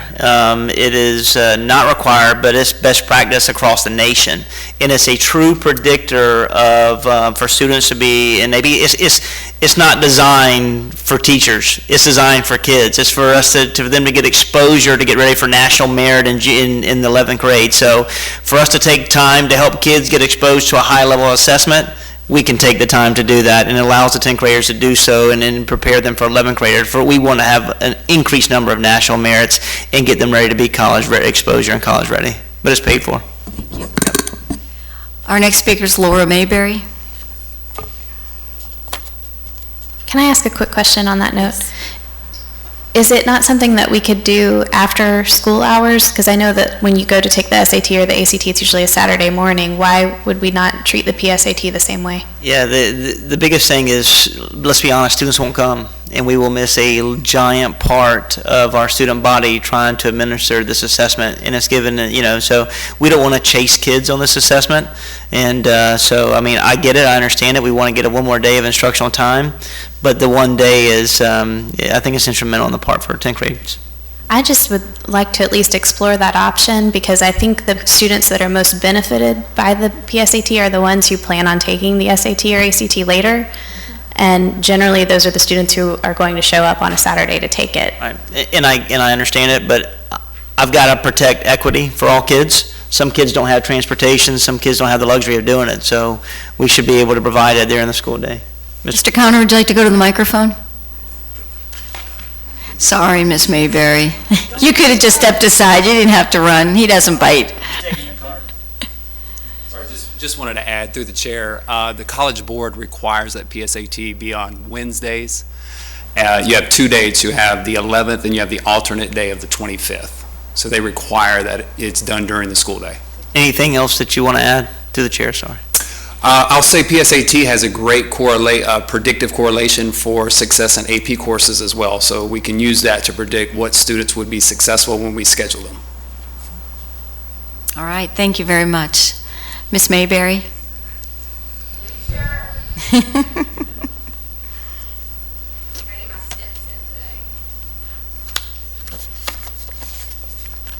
All right, Laura Mayberry, my address is on file. The first thing, I just want some clarification about something in the testing calendar before I complain about it. On page 12, so Mr. Davis, if I heard you correct, we are not administering the ACT 9th through 12th, but we are administering the PERT? The PERT will continue. That was added into the minutes, so the PERT will continue every 30 days. We are not. I wish I had the funding to do ACT, I just don't. So that's maybe that was the mission, should be PERT instead of ACT, so we'll own that mistake, along with SAT 10. Is this going to be edited to reflect that? Absolutely. Okay, Yeah, it won't stay, we'll edit it on the floor. As a teacher of 12th grade students, I'm terrified at the idea of using an ACT or an SAT to not only judge them, but also to judge me for my evaluation score. It's not a growth measure. It's got nothing to do with how I'm helping them. And study after study has shown that about 1/3 of the variance in SAT scores is due to factors like race and ethnicity, parental education level, and parental income. So, SAT scores are great predictors of those things, but not necessarily the value added in my classroom. So I would just say I'm very concerned about that. I'm also concerned about, I don't think that college ready is everyone's goal. I think that's an insult to a lot of our kids. I know college is a very broad term. I know we mean a lot of post-secondary things, and I'm not saying that I don't want that goal for all of my kids, but I'm also worried about every kid. I'm worried about the kid in my class that's not their plan, and now they're going to get an ACT score of a 13 back, which is a test they never would have intended on taking whatsoever, and I just worry what that does to my kids. The kids, like Mr. Burkhart was saying, that I haven't seen in several days because they've been doing retakes of their FSA and their Algebra 1 as seniors, so I'm just very concerned about that. So as somebody who's on the CAS committee, so you're saying we can still rely on the PERT being available to us? Absolutely, through the chair, I'm sorry to take your time. Absolutely, whatever, I mean, if that's a part where we agree upon that that's probably a great measure, I'm there. And I know this is your time, and I'm sorry to have this two-way. You can continue, we're not. Okay, and I'm not necessarily saying that that's what we will agree on, because we do have some issues with cut scores, but. Yes, it helps us tremendously. Now, you do know the state's trying to increase that score. Sorry, Madam. And then just the last, if I could have a couple extra seconds, just because one of the things that I want to say is, I really resent the implication that if I don't think that's a cool kindergarten class, then I must be old. Because I look at that picture and that's depressing to me. And I understand, I have very young nieces and nephews, so I get it. I get that that's how they play and that's how they learn a lot. But I mean, when I was that age, I'm pretty sure I was still eating glue. Like, and now I'm one of Florida's best and brightest, which some people are trying to take away from me. But that was a snapshot of a classroom, but I'd like to know, is that once a month? Is that what that classroom looks like? Or is that once a week? Or is that multiple times a week? I just don't like the implication that if you're not for that, you just must not be tech savvy, or you just must not get it, or you don't want to learn. Because I don't think that describes any of the teachers that I work with. I mean, they're 5. They're like 5 and 6. And I don't know. I don't get it. But thank you. I appreciate your time. Thank you, Ms. Mayberry. All right, so our next item is D3, the 2017-2018 assessment calendar. I will entertain a motion.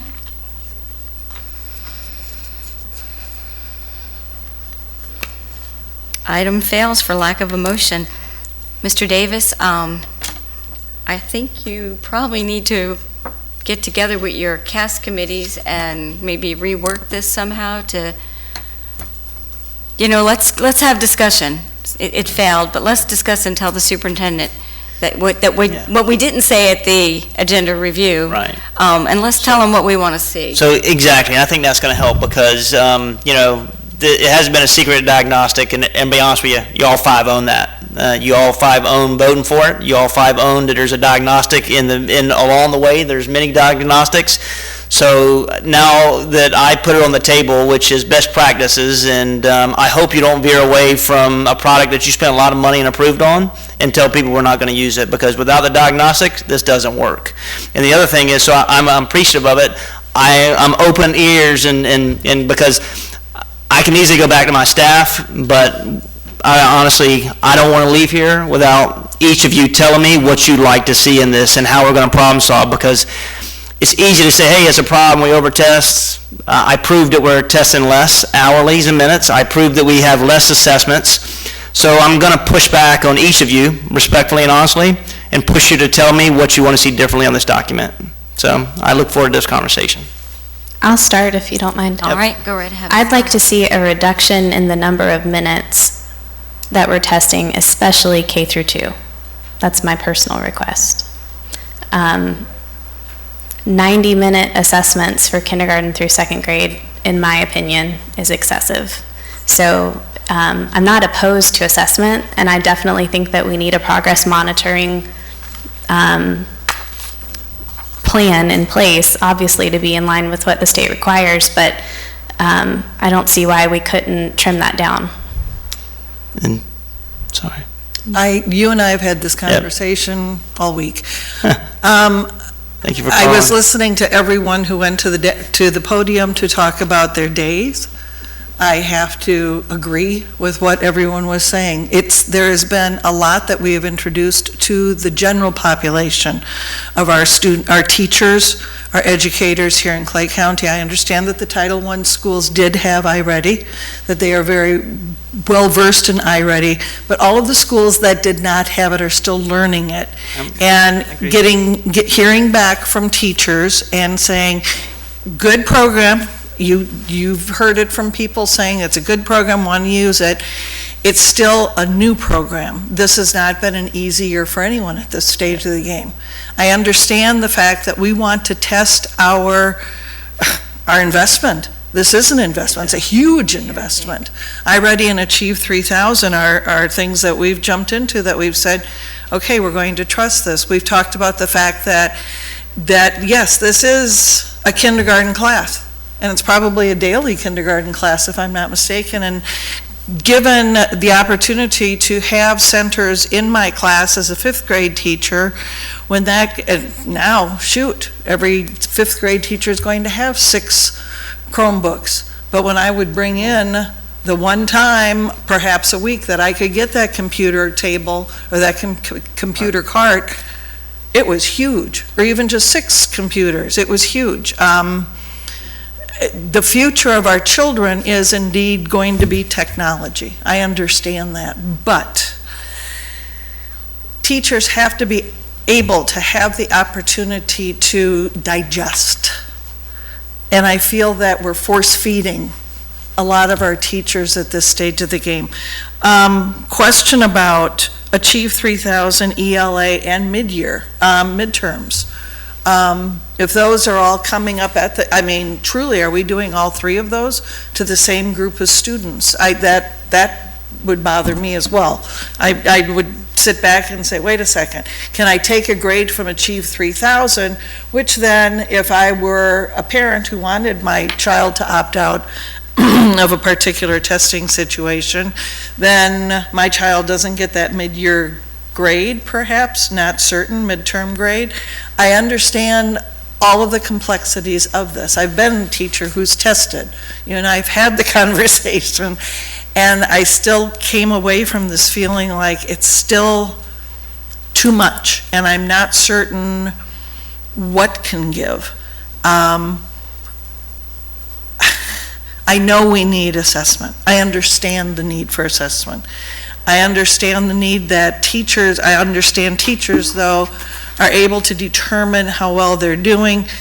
To use the legislative agenda that we have to have a plan generally has in the past for me gone in one ear and out the other, unfortunately. I know we need to take it more, I need to take it more seriously, but I just understand that when you are assessing, it takes time away from actually teaching. And it is, even though it's fewer minutes, I'll use fifth grade as an example, it is fewer minutes, it still is an interruption in the opportunity to teach. Ms. Condon? I was not at the agenda review, and so I have a few more comments than probably everyone else. But I did watch the agenda review, and I took some notes. I didn't disagree with anything that anyone said, but it was interesting. First, I will say, when I refer to a she, there was a she answering questions, and you couldn't see the person on the thing, so I don't know who that was, but it doesn't matter who it was. But I just don't want that person to be offended when I say she, and I don't know who.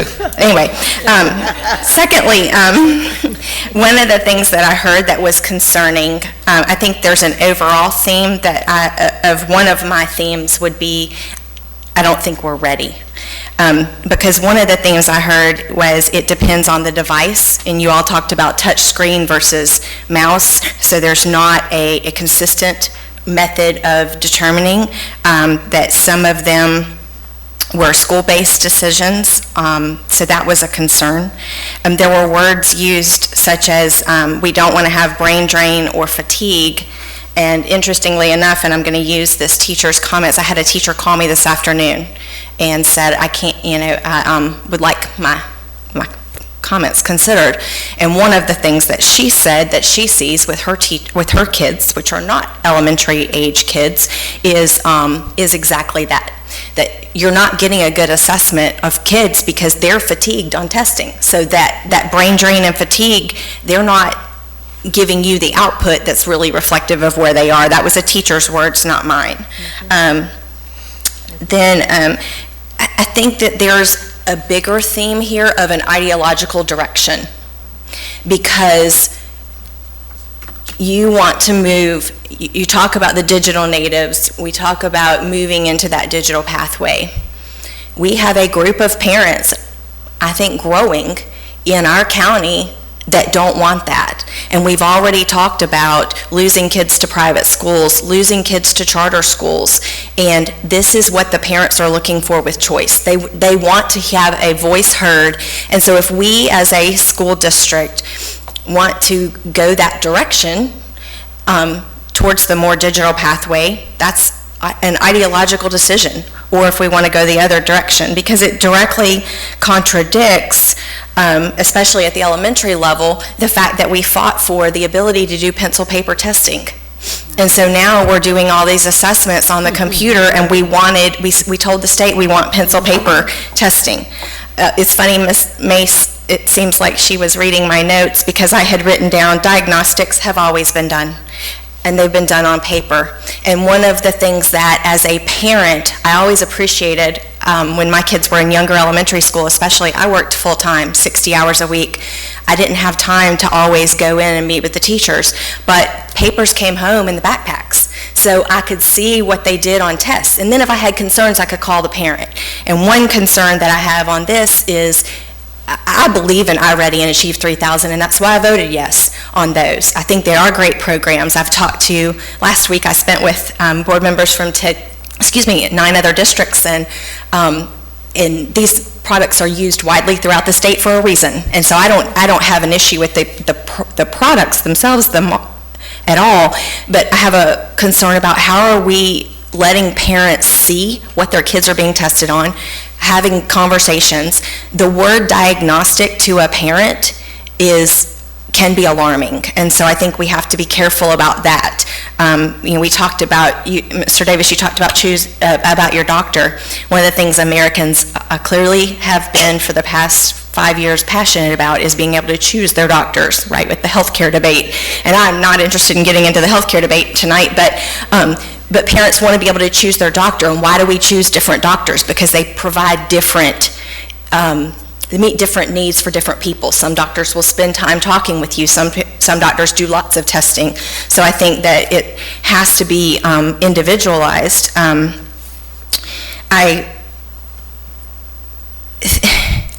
heard on the agenda review teachers finding ways to work this into their day, but then I don't hear teachers saying that, so that's a concern. I have been contacted by teachers that don't feel prepared to use the data. They don't feel like they've had enough training to understand how to apply that into their classroom. They want to, but they're learning at the same time our students are. Support facilitators are being pulled out to test. So some of our kids who need the most help, that have a support facilitator that's pushing into the classrooms, are being pulled out to do a lot of this testing and retesting and things like that, and therefore they're not in the classrooms. So we're not providing what we need to for the teachers, and that was from the teacher who called me today, not from me. It seems, so I want to be careful about the image we're giving to parents, because this would support our new programs, but we have to sell how it is best for students. And Mr. Davis, I would respectfully say that last year when we took away the testing, That was not a board decision, and you took all the credit for it, and it was a big splash in the media. And Ms. Kirikas, your comment about grandstanding was true. I mean, it was a big splash, and so I think if we are going to add back or change how we've tested, I think we owe the public the same kind of media attention. I think we should go on a kind of on a campaign pitch to sell it to parents, because if they're not on board with us, then they will make the other choices. They will choose choice, and that takes kids out of our district. It just doesn't seem like we're ready to launch. I'm greatly concerned about the lack of some of our schools not having Wi-Fi capability, not having the systems. I went back and looked at an email we got from April 14th that talked about assessments and the hardware to do assessments, and it was talking about charging carts, and that the district wasn't paying for charging carts, and schools could pay for those out of their own funds, and those were $1,200 and would hold 30 systems. And then I forget some of the other things, details that were in that. That's a concern of mine, because if we're going to use this as a tool to say where we are as a district, and I'm okay with that if that's where we're going, but it has to be consistent across all of our schools, and that's what doesn't seem to be. It seems to be kind of haphazard. And then the last thing I'll just say is that your comment, Mr. Davis, about that we submitted something to DOE that is not what we approved as a board. I have grave concerns over that. That's basically insubordination. I mean, if the board approves something, that's what needs to be sent to DOE. So I don't know any more details about that, but that is alarming. Mrs. Studdard? Oh, boy. It's hard to follow you three. There's not much left to say. Well, I'm going to go at it from a different angle, I guess. I'm a little bit older than y'all up here. And somebody said something about kindergarten. And I was sitting here thinking, what do I remember about kindergarten? And you know what I remember? I played in the sandbox every day, and that was my most favorite thing to do all day long. I got to go to the sandbox. And I had a little boyfriend, and we would play in the sandbox together in kindergarten. And his name was Pat. I never will forget it. But let me tell you what else I learned in kindergarten. I learned to do what I was told. I learned to get around along with my classmates. I loved kindergarten.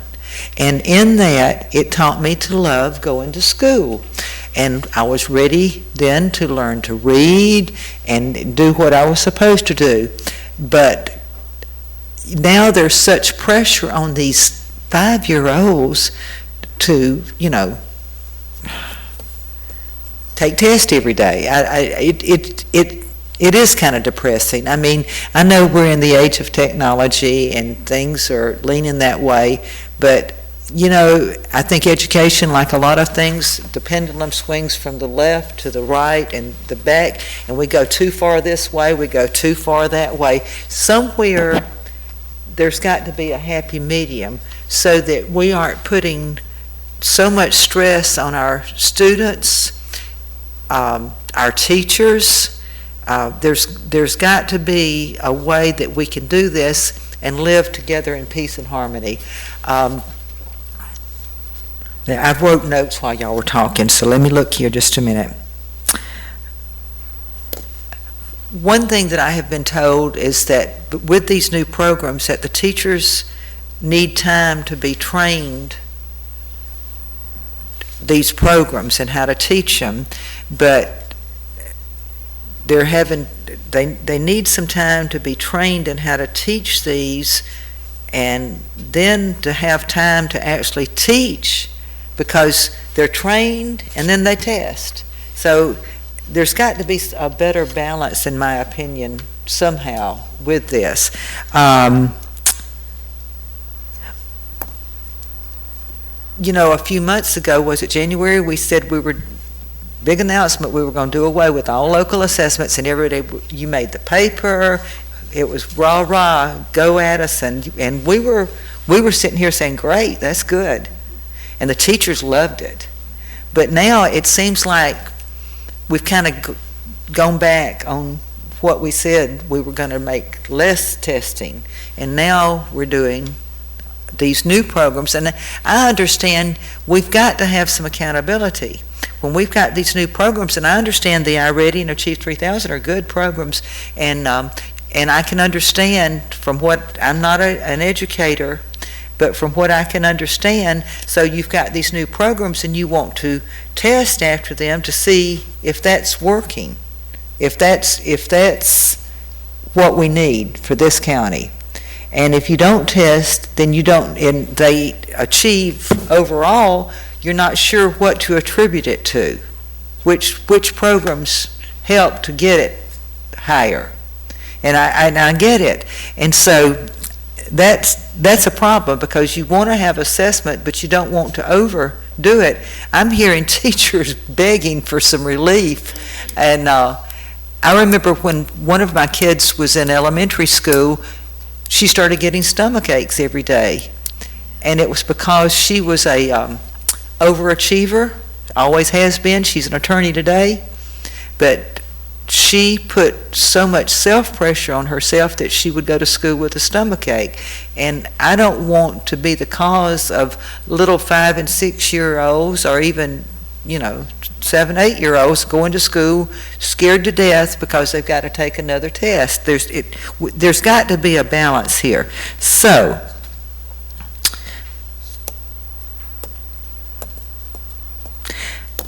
another thing that I would like to see come into play, and I don't know how to do it, I think the teachers that are with the students every day know those kids. They know their strengths, they know their weaknesses, and any teacher worth their salt is going to concentrate on where they know that these students are weak. I don't think going in and taking a test one day, if the kid doesn't feel good, has a cold, whatever, are just in a grumpy mood. I don't think just going in there one day and saying this is what the whole world's based on. You've got to give a little more credence to the teachers and let them have some input on this. So the only thing I would propose, and I'll wind this up, is, I think in this world that there has got to be a way to have some kind of a compromise. If you, Mr. Davis, and your staff could sit down and talk to some of the teachers, and together sit down and talk honestly back and forth to each other, and try to find some kind of way that we can have the assessments that are needed, but yet not overdo it. Is there some way to strike a balance in here? I do believe there's always a way, if people will just sit down and talk about things, that everybody might have to give a little, but we can come out with something that this whole board can support, the teachers support, and that the parents might understand. The parents are probably wondering what's going on here. But I say let's try to find some kind of way that we can all work together. All right. There's not much left for me to say because you've covered everything. It's obvious you've all gotten phone calls. I've gotten phone calls. We've heard from lots of teachers about their day. And the one that, did not call me that comes to mind is how we talked about at our agenda review, Liz Crane's kindergarten class with 26 children. And, how in the world is she going to repeatedly, get all this testing done and still cover everything? And kindergarten's not the way it was when you were there and my kids were there. And, they come in already knowing their letters, knowing 3-letter sight words. I mean, it's completely different than, like you said, they're taking a Clay Wrights. Laura Mayberry was eating glue. There's a big change there. The best and brightest, yeah. But I think, Mr. Davis, the direction that we would like, I've heard from a lot of teachers that they are overwhelmed. And part of it is, these are great programs. Most everybody is happy about Achieve 3000 and iReady. They're thrilled about them, and I understand that these programs come with progress monitoring, and we have to have that. There has to be some type of evaluation throughout the year. I get that. And if we have to keep that, is there something else we can eliminate? Is there something else that we can cut to make it work? Because I think next year and the year after, they may not be so overwhelmed because they'll understand the programs then. And no fault of yours, we're moving so fast that we didn't give enough time for the transition and the training. And I think that's all of our fault. We agreed to take iReady and Achieve 3000 because they are great. And we may not have, at least I didn't realize the amount of testing that would come with it. You guys may have. I didn't realize the amount of testing that would come with these new programs. So I take part of the fault for this. But if there is a way that we can, like Ms. Studdard said, let's work with Ms. Paiva and our teachers and your committee and your staff. This is not a reflection on your job, so please don't take it that way. You are moving us in leaps and bounds, and we are thrilled with it. We're doing a great job. Unfortunately, you don't have a win here with this one because we're all so concerned because we are a family. And our teachers they're the front line. They're the ones that are with these kids, and these kids are stressed out, some of them. And some of them may not realize that it's any more or any less, but there's some. I can tell you from personal experience, one of my children is an ESE student, had a learning disability, and they've all graduated now. But he could not work in a classroom that was computers every day. It would have been very difficult for him. And because he struggled so much, that would have made school unbearable for him. Now, other kids can do it, but I'm just telling you from mine. My other two at the other end of the spectrum, they were gifted. So, they're all different and they all learn at different levels, but that's where we really rely on our teachers to see the skills of our children and to be able to accommodate for them. So I would and I think this is what the board wants, and please add if there's something you want to add to it. I would ask that you bring it back to us with some modifications so that it's a little more bearable, that there's a little less testing, and if we have to keep the progress monitoring for Achieve 3000 and iReady, let's see if there's something else that we can cut out.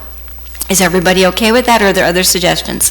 Well, I just want to clarify, when we approved Achieve 3000 and iReady, my understanding was that it was a supplemental program, that it's not the substance of our instruction. So the testing really wasn't even discussed at that point, other than that they would be periodically evaluated as they progressed through the program so that they could adjust their Lexile levels and the articles they're exposed to. And I don't think we went real in depth into what that translates to in math, but when I approved it, just to be clear, that was my understanding at the time. Mine too. So when I oppose this testing calendar, it surprised me, truthfully. I opened it and went, what in the world, 540 minutes in kindergarten? That was not what I thought this program was when we signed on for it. So, hindsight's 20/20, I guess, but I would is there a way that you can reduce the testing? Yeah, I know it's a computer program, so that's probably difficult, but. So through the chair, appreciate the conversation, and I want to know that, we're not going to have, the expectation isn't to get this up the ground and running, 100 miles per hour right now. I said it openly, it's going to take time, and the perfection isn't going to happen overnight. And I agree with Ms. Karikas in the sense that as time gets better and mid-year, we're going to hit full stride, and it's going to be automatic in this process. We talk about consistency and technology. Over 95% of our student body got this done, the baseline done. So when we say we don't have accessibility or equity, they got it done. And that's hats off to leaders and teachers for making it happen. For us, we can go back and look at K2. The only K2 assessment is iReady. There's nothing else. We suspended all that other stuff that used to be done that wasn't reported on what you submitted from the state, and we just added what the program needs in order for it to be effective.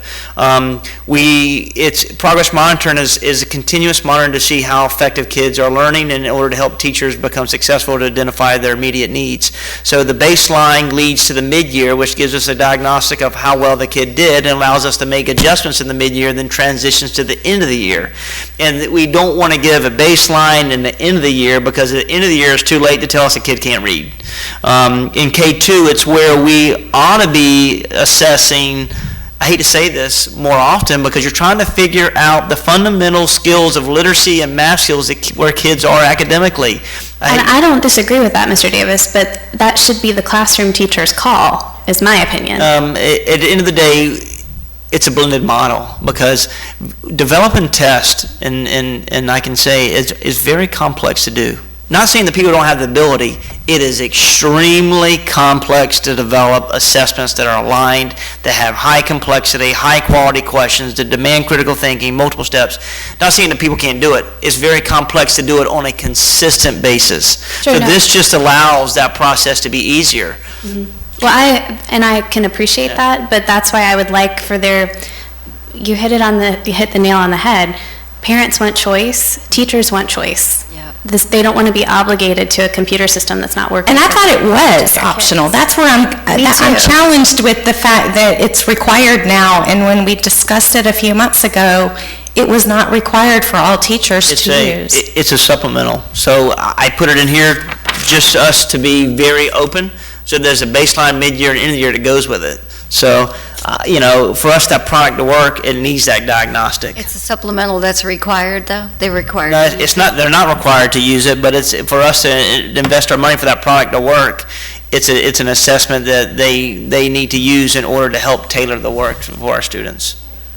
And we talk about technology.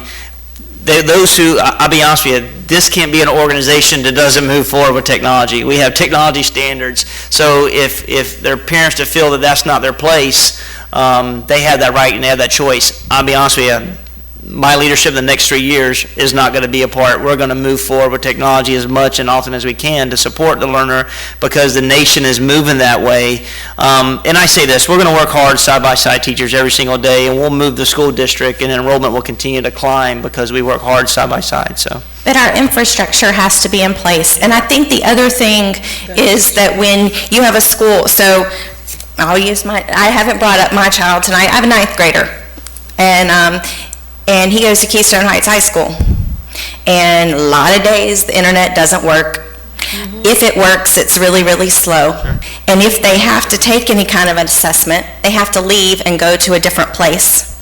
Or if they're in a class period where they happen to have a room that has computers, they have to leave that and go to the library and have a library day, because, and the teachers are great about making it a research project, doing some critical thinking skills, but I just go back to, I just don't think we were ready. And it almost feels like ready, fire, aim.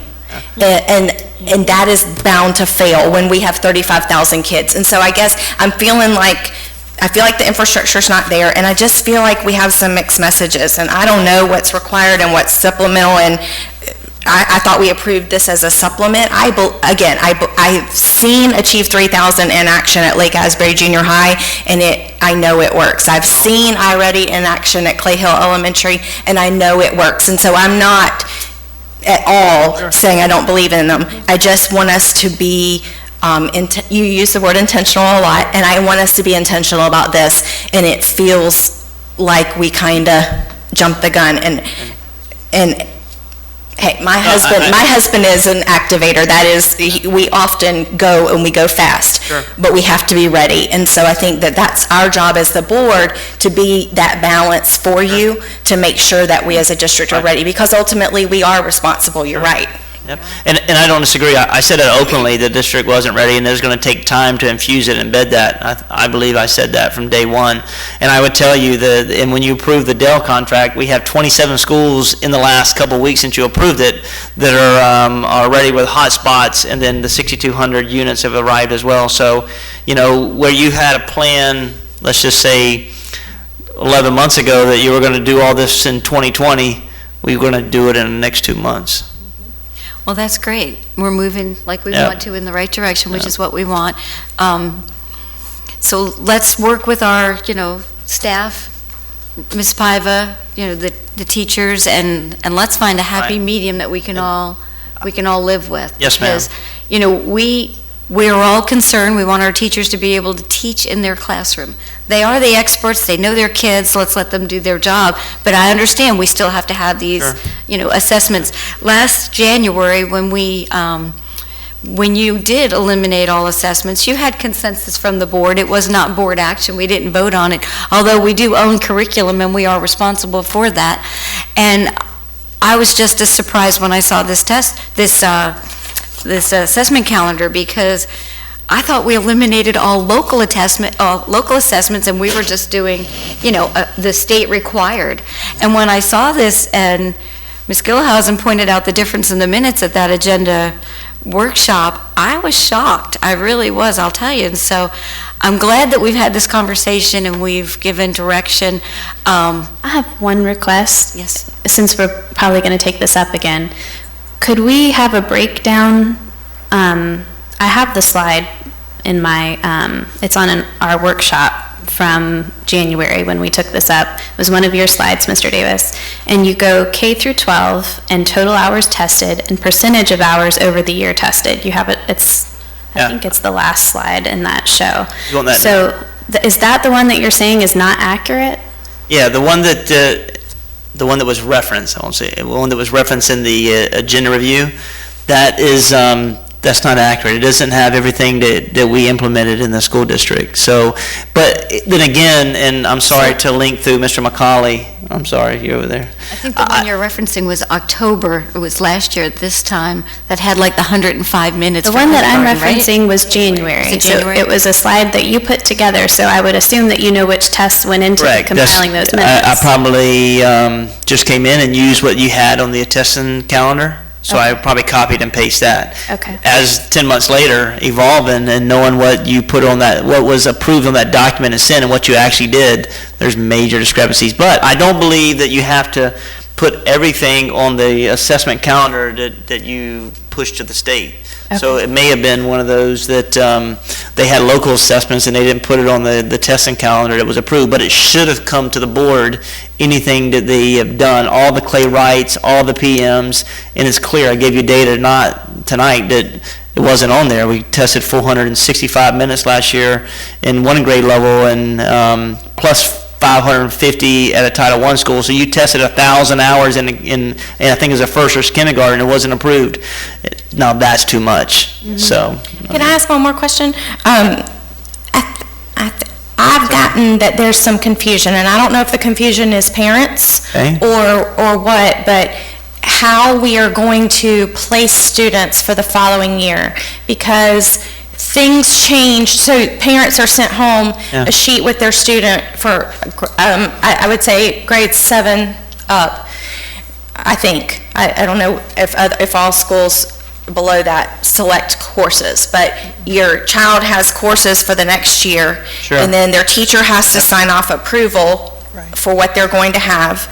And it has a little side note, a column over to the far right, and it talks about requirements. And so if your child's going to be placed in an advanced course, and it changed this Right. past spring, and I had a lot of parents ask about it. I think I called you Yeah, at the time, and we talked about it, but I think their parents didn't know. All of a sudden, it may have said achieve 3,000, but what was gone was teacher recommendation. Right. And so I think there's some confusion, again, because teachers do know their kids so well. And now, I understand the balance, when we talked about this in the spring, I understand the balance between sometimes we need to make kids stretch, and I know that we, as a district, need to increase our middle grade bonus points as a district, but I just want to make sure that we are open and transparent about Absolutely. that Fair. conversation. So I'll make certain that I can send you some master schedule guidelines, and along with anything that we use as a predictor to determine whether or not a kid can go into another class, whether it be AP, honors, advanced. We never want to take out teacher recommendation, because teachers, they know how well their kid can be pushed or not. So we want to use a blended model of that. And if it comes to a point where a kid doesn't meet the threshold and the teacher pushes, yeah, we want to put that kid in there, we allow that kid to go in there the first 9 weeks and let them prove competence or not competence. And then, I hate to say to change it after the first 9 weeks, but it may not be the best setting for that kid, but we want them to be able to push and be exposed to that level. So that's fair. I'll make sure I'll send that to each of you, and we'll figure out how we push that out so it's posted on websites and it's communicated all. Right. And any further discussion? We're ready to move on? All right, Mr. Davis, thank you for being part of the team and working with us. We, we're only going to make our district better when we all work together, so I appreciate it. I know it's never good to put something on and have it, but our next item, Human Resources, Special Action, we have none. And public hearing to approve as advertised the Instructional Resource Manual. Move approval. I'll open up the public hearing. Is there anybody here that'd like to speak on that? Okay, I'll wait. Hearing none, I'll close the public hearing. I'll bring it back. I'll entertain a motion. Move approval. Second. I have a motion by Mrs. Studdard, a second by Ms. Condon.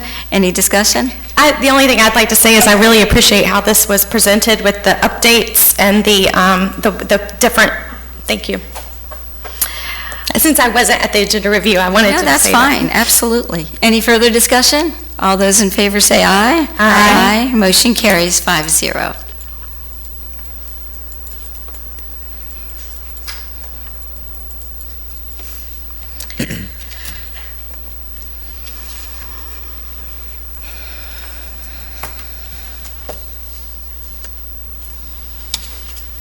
All right, our next thing is school board attorney remarks, and I have asked Mr. Daggett, since we're having an executive session after this for collective bargaining, and Dr. Legutko will be joining us, I've asked Mr. Daggett to give a legal opinion, because when we approved our bargaining committees, we did not approve Dr. Legutko as an ex officio member. It was in the summary, but it was not on either of the backups. Only Mr. Davis is on the backup.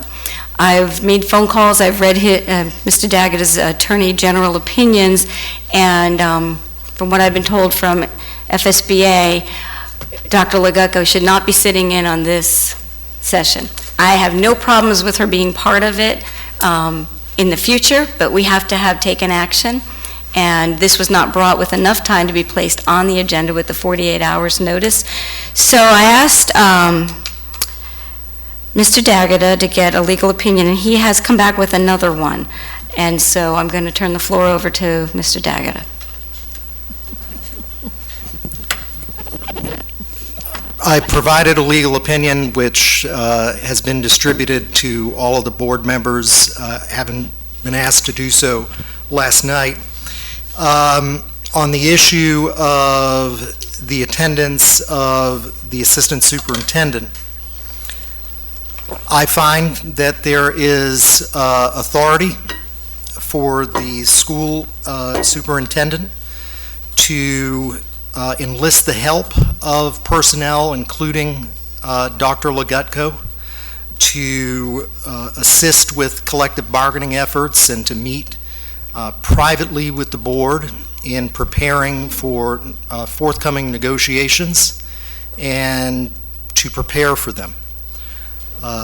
There is statutory authority in PARA, which is Chapter 447 of the Florida statutes.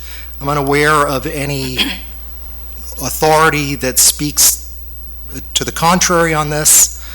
I've cited a couple of cases, a few cases, other statutory provisions that support my conclusion, and I have consulted with our special labor counsel on the matter, who concurs with my views. And who is that?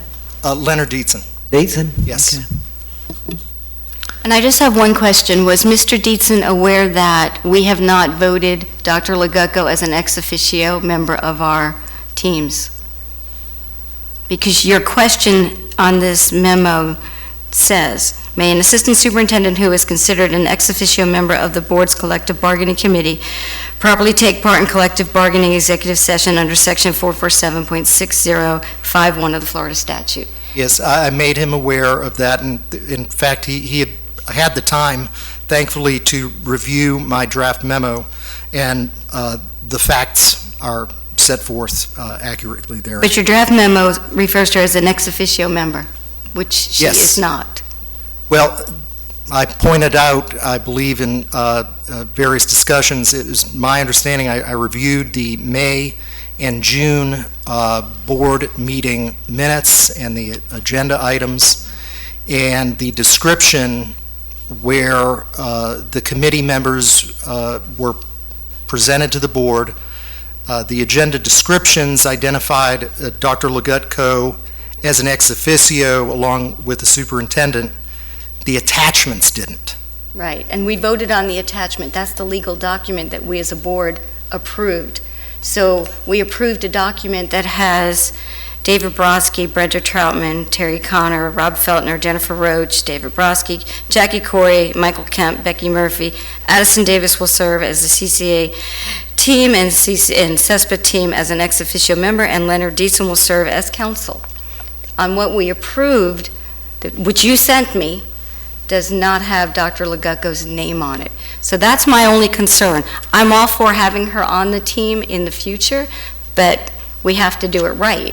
So my question is, she is not an ex officio member, so how can she come and sit in on collective bargaining, which is not permissible for anybody who's not been approved by the board? So the next step, I think the question presented was, may Dr. Legutko attend the executive session in preparation of collective bargaining, consistent with Chapter 447-605, which permits private meetings of the board and the superintendent and his representatives in preparing for bargaining negotiations.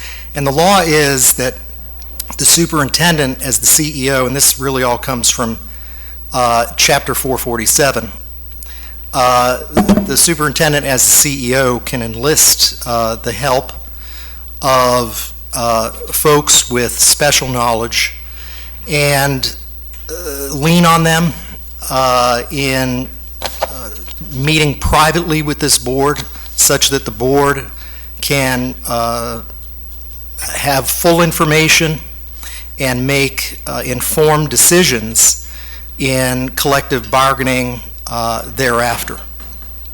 All right, I just wanted to bring this to everybody's attention. Thank you, Mr. Daggett, for your input. I'm personally not comfortable with this because I know that, according to statute, we are not supposed to have somebody in there who shouldn't be. But my recommendation was to not have Dr. Legutko this time, put it on the November 5th agenda, or November 2nd agenda, make her a committee member, and move forward from there. But I will defer to what the rest of the board would like. From what Mr. Daggett had just said, if I'm not mistaken, you basically said that within the statute, the superintendent has the authority to bring someone to the executive meeting. Superintendent or his representatives may come. Now, his representatives... May come. And I mean, if our CFO is there for us to ask questions of during that presentation... His representatives are the people that we've approved. That's his representatives. He can't just say, Mr. Cravey, would you like to come? You can't do something like that. Eric said, no way. He can't just bring anyone. It has to be, his representatives are the people on the committee that we as a board have approved. So, it's, you know... Didn't we get into this one time before? Yes. I don't. Were y'all on the board when we got into this one time before? The last time we had one of these sessions, I believe. I think it was with the former superintendent. I wasn't aware of that one. But during this routine... I think Ms. Condon and Ms. Ashe, weren't y'all on the board? Yeah. We had the same thing happen, didn't we? It seems like it happens a lot, frankly. and Like, it it seems like every time Dr. Legutko comes, Ms. Carrica sends her away, so... Well, you know what, let's get it right, and let's make her part of the committee, and Mr. Davis also, and we wouldn't have this problem. But, you know, they're not, he's an ex officio, she's not. we can't just say, Dr. Kemp, you want to join us tonight? It doesn't work that way. No, I understand, because you've said that multiple times when we've been in executive session, and she's come. I'm a broken record. But we've had an attorney's opinion that we're in fine standing, and I would trust his opinion. If everybody feels that way, I'm fine with it. I just wanted to make sure. Wait a minute. I don't know, you were there. Mm-hmm. And so I want to talk to you, because Ms. Moeller said she wasn't there. Before, gosh, I'm trying to remember back, it was during the former superintendent's term, and Janice Caracas? No, you weren't chairman. John McKinnon was chair. John McKinnon was chairman. And we went into, it was an executive session, I believe. It was. And we went in there, and I don't remember who had been brought into the room. Y'all may have to help. I know what you're talking about, but I don't remember. I mean, I remember that setting, there but were I some can't. staff people that he had brought into the room. Yeah. And I remember before.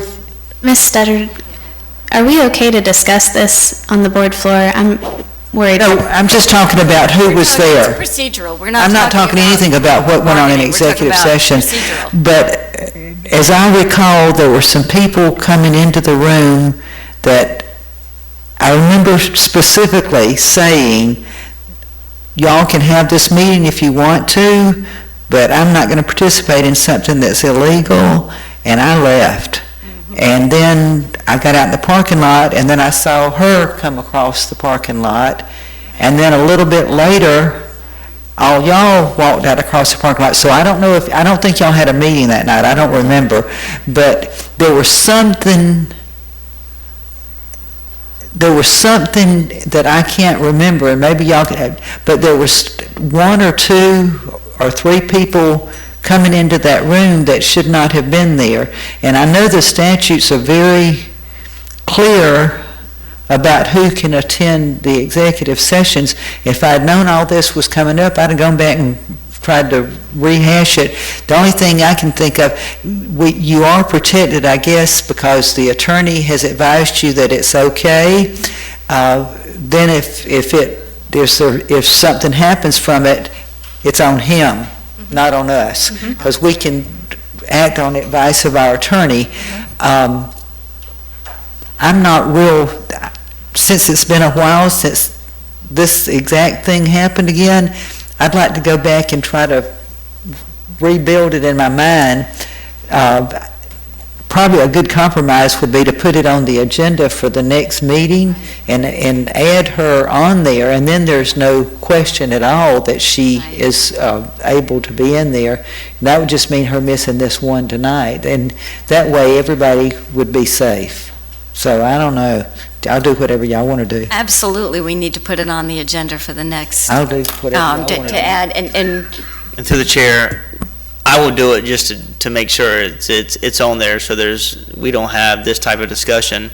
I just posed a question a couple of days ago to Mr. Dagler to do some research and just, his legal advice. And had we thought of it, we could have added it to this agenda with the 48 hours notice and not had this problem at all. So, okay, so everybody knows how what my thought was on it. We'll add this to the agenda for next month, and we're good to go with Dr. Legucco coming in with us. I do have one other thing before we go on to board member comments. Mr. Davis, back to the assessment testing. Did you want to add that to the 19th workshop, or do you want to take more time? What do you want to set a time for that or not? I like to get it done as soon as I can. I mean, we're going to start working on it. Sorry, I'm going to start working on it tonight. I'm not going to say we. Enjoy your night. Going to be texting all of you. On the way home, have your phone ready. Just kidding. Yeah. But the sooner the later is the night. So I'm sorry. I don't have my count. Is the 19th the workshop agenda? To us about the 19th too, so we'll get to that. What are you talking about, the 19th? I don't know. I'm trying to look at my What is the 19th? I don't know. I'm trying to find out. Do we have a workshop or a schedule? Right. Oh, let me look at it. Right. So we're going to do legislative priorities and policy review. And reevaluate that on that workshop. But we can make it a workshop/special meeting and take action on that one item. What time was that workshop? We just need to let Ms. Bush know. Was it 9 o'clock, Mrs. Bush? It's 9:30. 9:30? But So let Mr. me. Davis has a so let me question. ask, and I know everybody's extremely busy. Could everybody do 1:30 on that day, or is that like a no? The 19th? Yes, ma'am. 1:30 is fine. Hold on. Okay with me, I can't be here. I'm in the digital age, Mr. Davis, and I gotta find my phone. Hey. We got a book? Is that Rena Lee's Piva's book? This is called Old Fogey, pen Take and that book, notebook. if you take that book, you get a kind of arrangement, some kind of. Hey, All my staff know if they find that book, take it, because we're going to get an edible arrangement. Just kidding. How long are we expecting to meet? You know, Hour and a half, 2 hours. I would say no more than 2 hours. Could we- I will send you all the information prior for the assessment. Okay, could we Call say- each of you. and what time do you want to Rena have Lee will it? be in on the decision-making, I hope. Instead of 1:30, how would noon work? Like noon to 2? No? I have a luncheon that I have Can't to do go noon. to from 11 that I committed to. It's a luncheon from 12:30 to 1, and I can be back at 1:30, I'm sorry. 1:30 would be fine. I could do with me. 1:30. I can't do 1:30. So you have pickup for your children. Can we phone her in? Yeah, I'm available in the morning. That's how I have it on my calendar. Can we make it early? Can we make it early? There were several meetings for staff that, the cast meeting and something else. Yeah, but I don't know if there's any, okay. I think I can cover everything. Right? How about if we move it up earlier, you make your 11:30. Oh, I can- Your luncheon I is can 11:30 to 1. I can eat as much as I So- can. We can Early. meet at 9. What's the earliest? 9. Let's do that. Let's do 9 o'clock. 9 to And 11? We'll say 9 to 11. It'll be time sensitive, and if we don't, Yes, ma'am. you know. I will try to Okay, talk let's do fast. that. We won't let you talk. I'll do a We're slideshow. taking care of policy review and legislative priorities first. All right. So 9 o'clock on the 19th. And what's this one about? Y'all got so many workshops and special meetings, and so what are we gonna talk about All right, then? so we're going to talk about legislative priorities. Oh, this is this we're is gonna that talk one that's been about, pushed back the and first forth and side- up and down. Okay, I got you. First step in the direction for policy review. And listen, we don't have to finish it. We're just our initial conversation, then we'll talk about what you want to see, and we can adjust, and then I just need some time for the assessment calendar. Legislative Is there something priorities else? and policy, got you. We were going to add the evaluation, and that'll be very brief on the attorney's evaluation that we have. So we're sending it to Mrs. Bush, but we're just going to, add benchmarks of what we'd like to see for the future. And that really, if we all come prepared with them, we can just pass them on and put it together, and that shouldn't take much time. either. Okay. So Y'all gonna change it again. 9 to 11 on the 19th.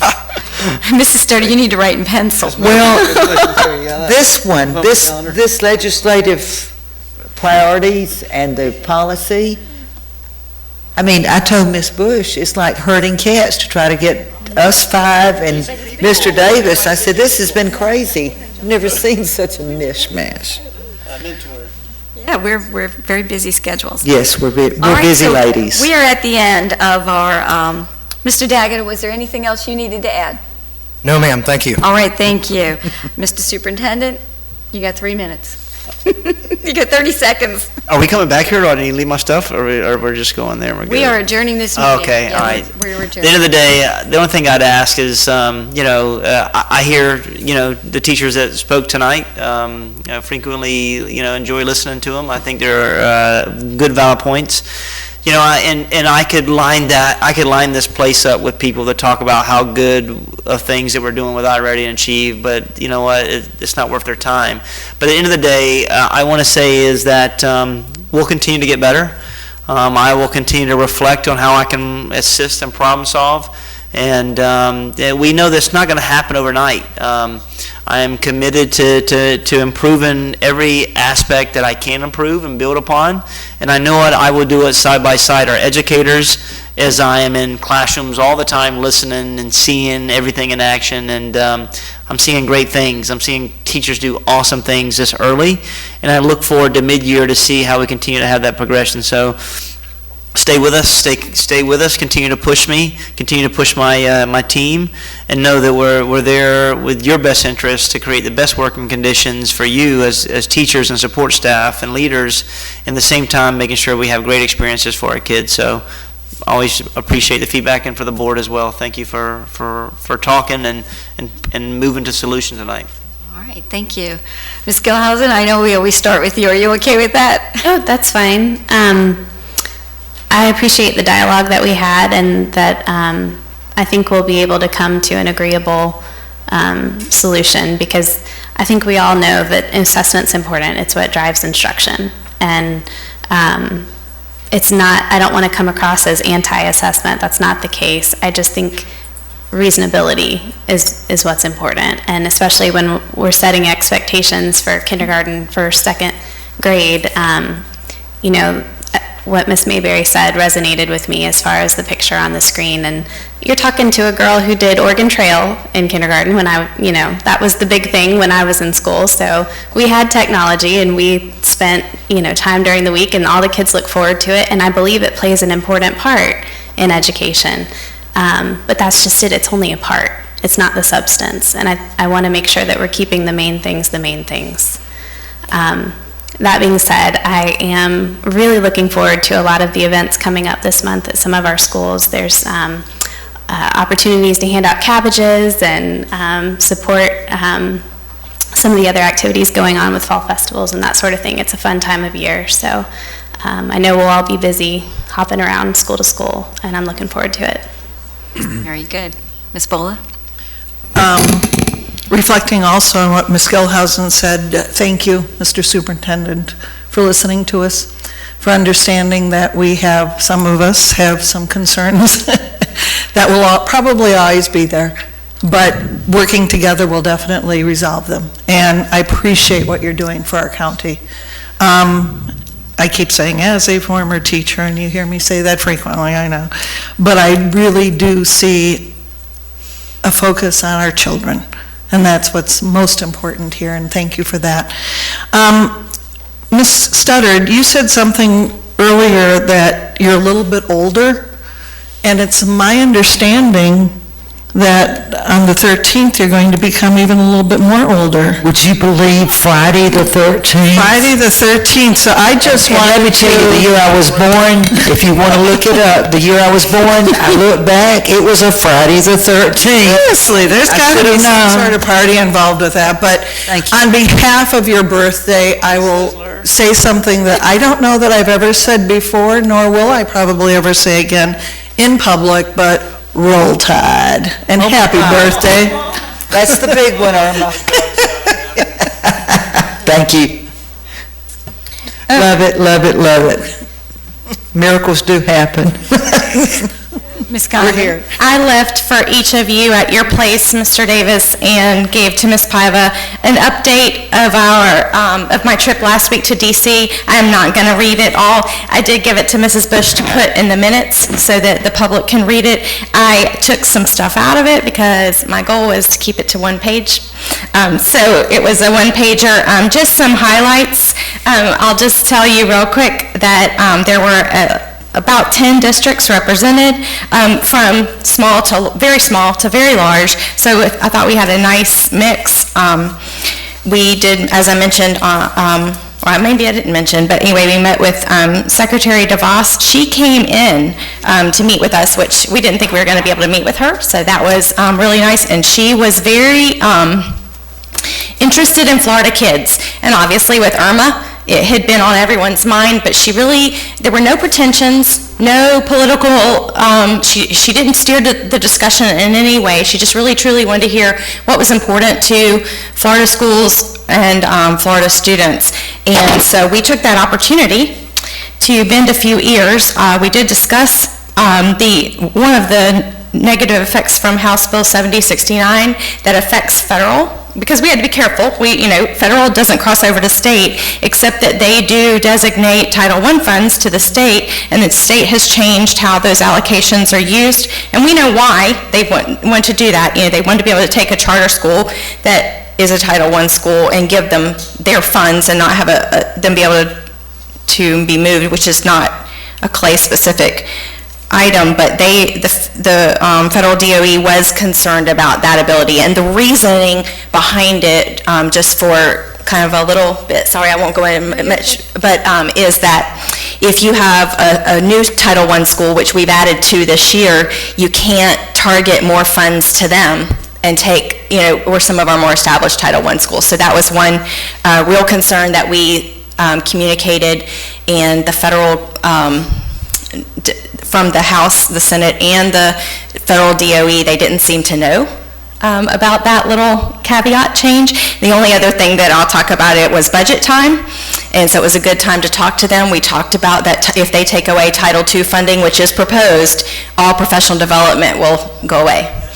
Yeah, and so we told them that that's huge, that there's no state allocation in Florida, and we talked about, the last thing we talked about that I'll just highlight, that I mentioned it to Mr. Davis over the weekend, is that Miami-Dade had led the charge. They had requested from Florida DOE flexibility on count week. Everybody knows first week of October is count week, and they had asked to extend or do some sort of flexibility, because we know there's going to be a major influx of Puerto Rican and other island children coming to Florida for schools.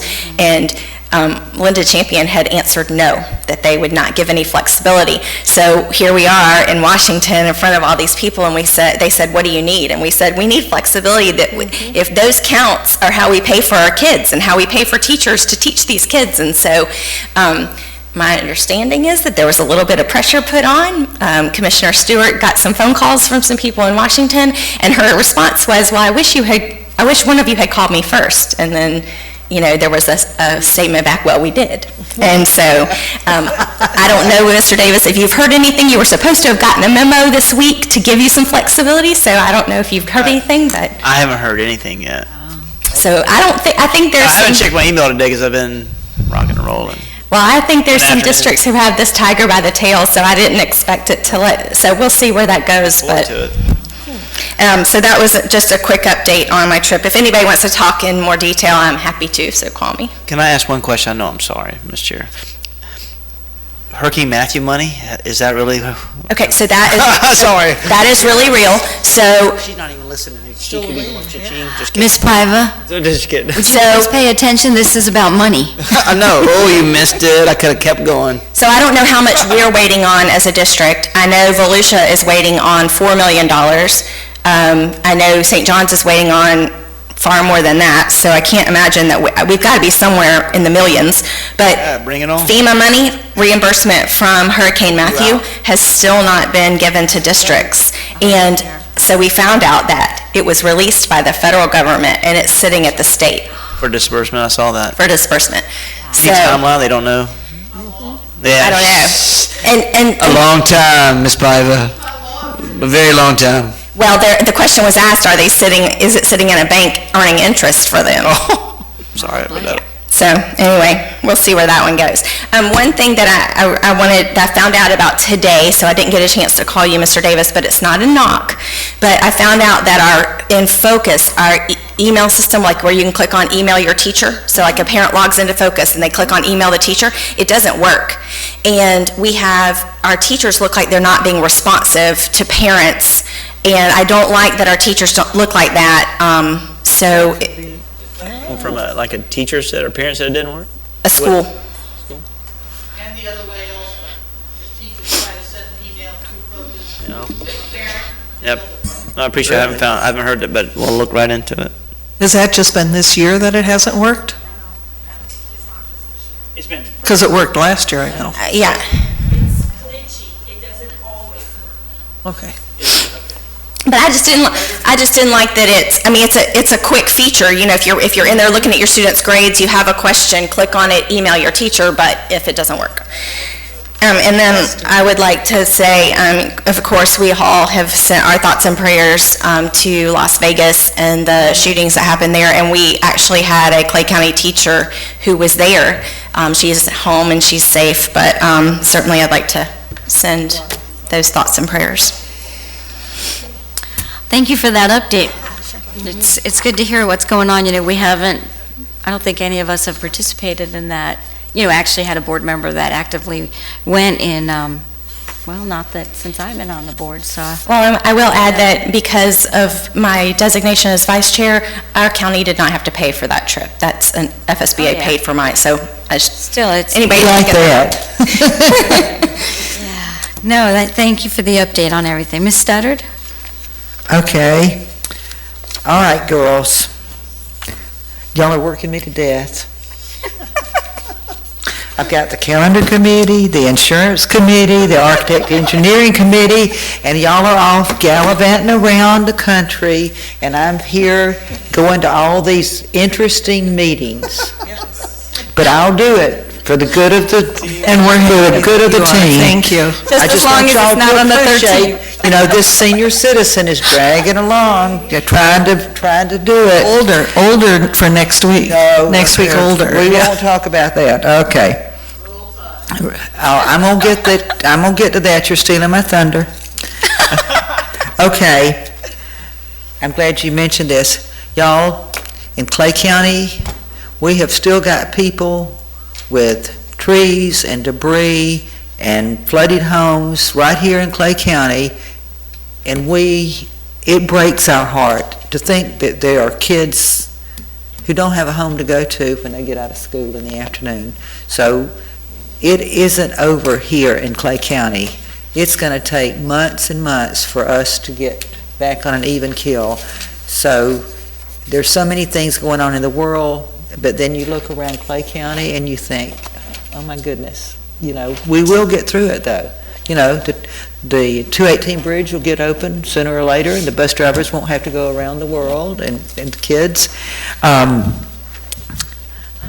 What happened in Puerto Rico was devastating. I just can't even comprehend what it must be like down there. And then on top of that, when we saw on the news the shooting in Las Vegas, it brings you to your knees. You don't know how much more bad can happen in this world, but we've got to keep the faith that it'll all come out in the wash. But sometimes it's hard. It breaks your heart when you turn on and you see picture after picture of people who've lost their lives. So we just got to keep faith in that. Now, on a different note, y'all are expecting me to do this, and I'm going to do it. Okay. 2 weeks ago, the score was 59-0. Last week, the score was 66-3. These are football games, ladies and gentlemen.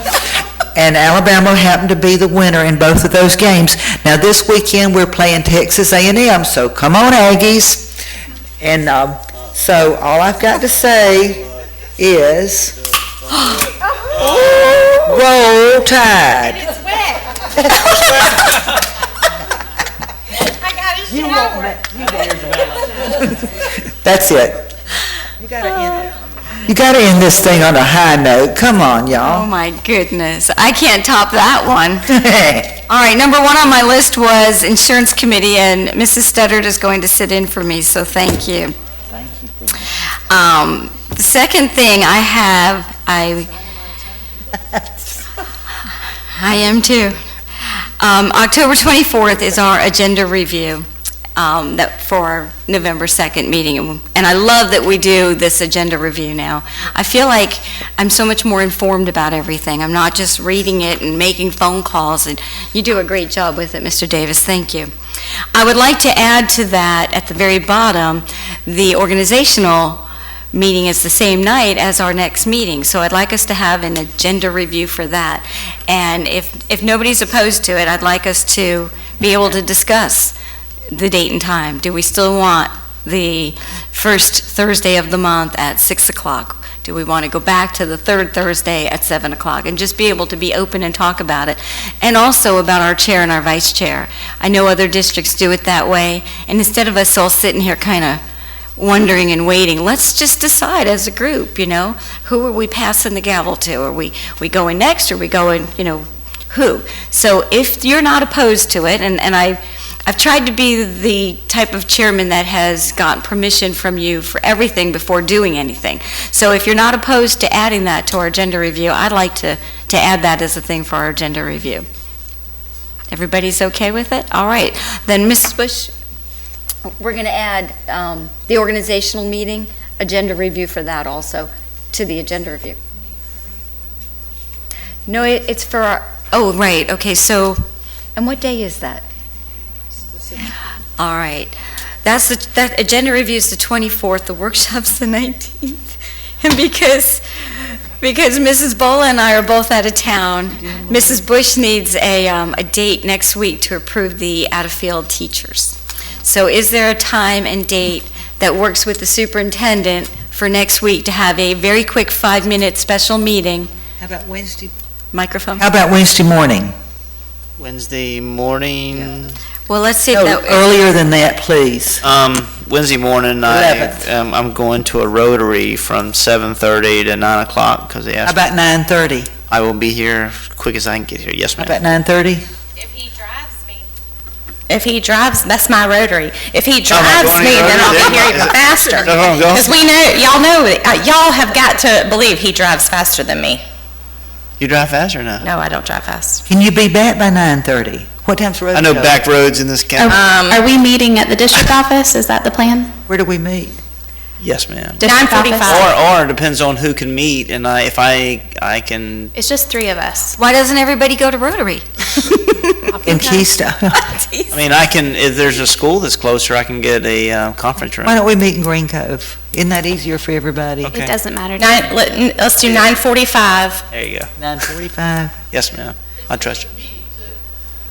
Huh? Oh, yes. Yes, it is. You can come. Yeah, it's a special meeting, so it's open to the public. You can have a special passcode for you to get What in. time does your Rotary go? 8 to 9? He won't be back by 9:30. 9:45. I just changed it to 9:45. See, I keep having to cross out.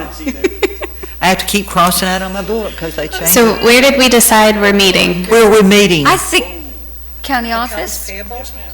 Accounts payable. Accounts payable. And this is just to approve out of Yes, ma'am. Phil. Yes, ma'am. Out of field. That should take about 5 minutes. Really fast. Okay. Very good, thank you. The next thing on my list, our district advisory committee, Ms. Dennis has put the application on our website, so hopefully some people will start applying. Each district needs a elementary parent, secondary parent, and a community member. When are we to have that ready? Soon? Is there a date? I don't remember. October 27th, we'd like to have applications in by. So if you know anybody who'd like to sit on that, have them go ahead and apply, and that would be great. A parent An elementary parent, a secondary parent, and a business person? or a community member, yeah. They don't have to actually own the business, but, community member. And it is a 2-year, I believe it's a 2-year commitment.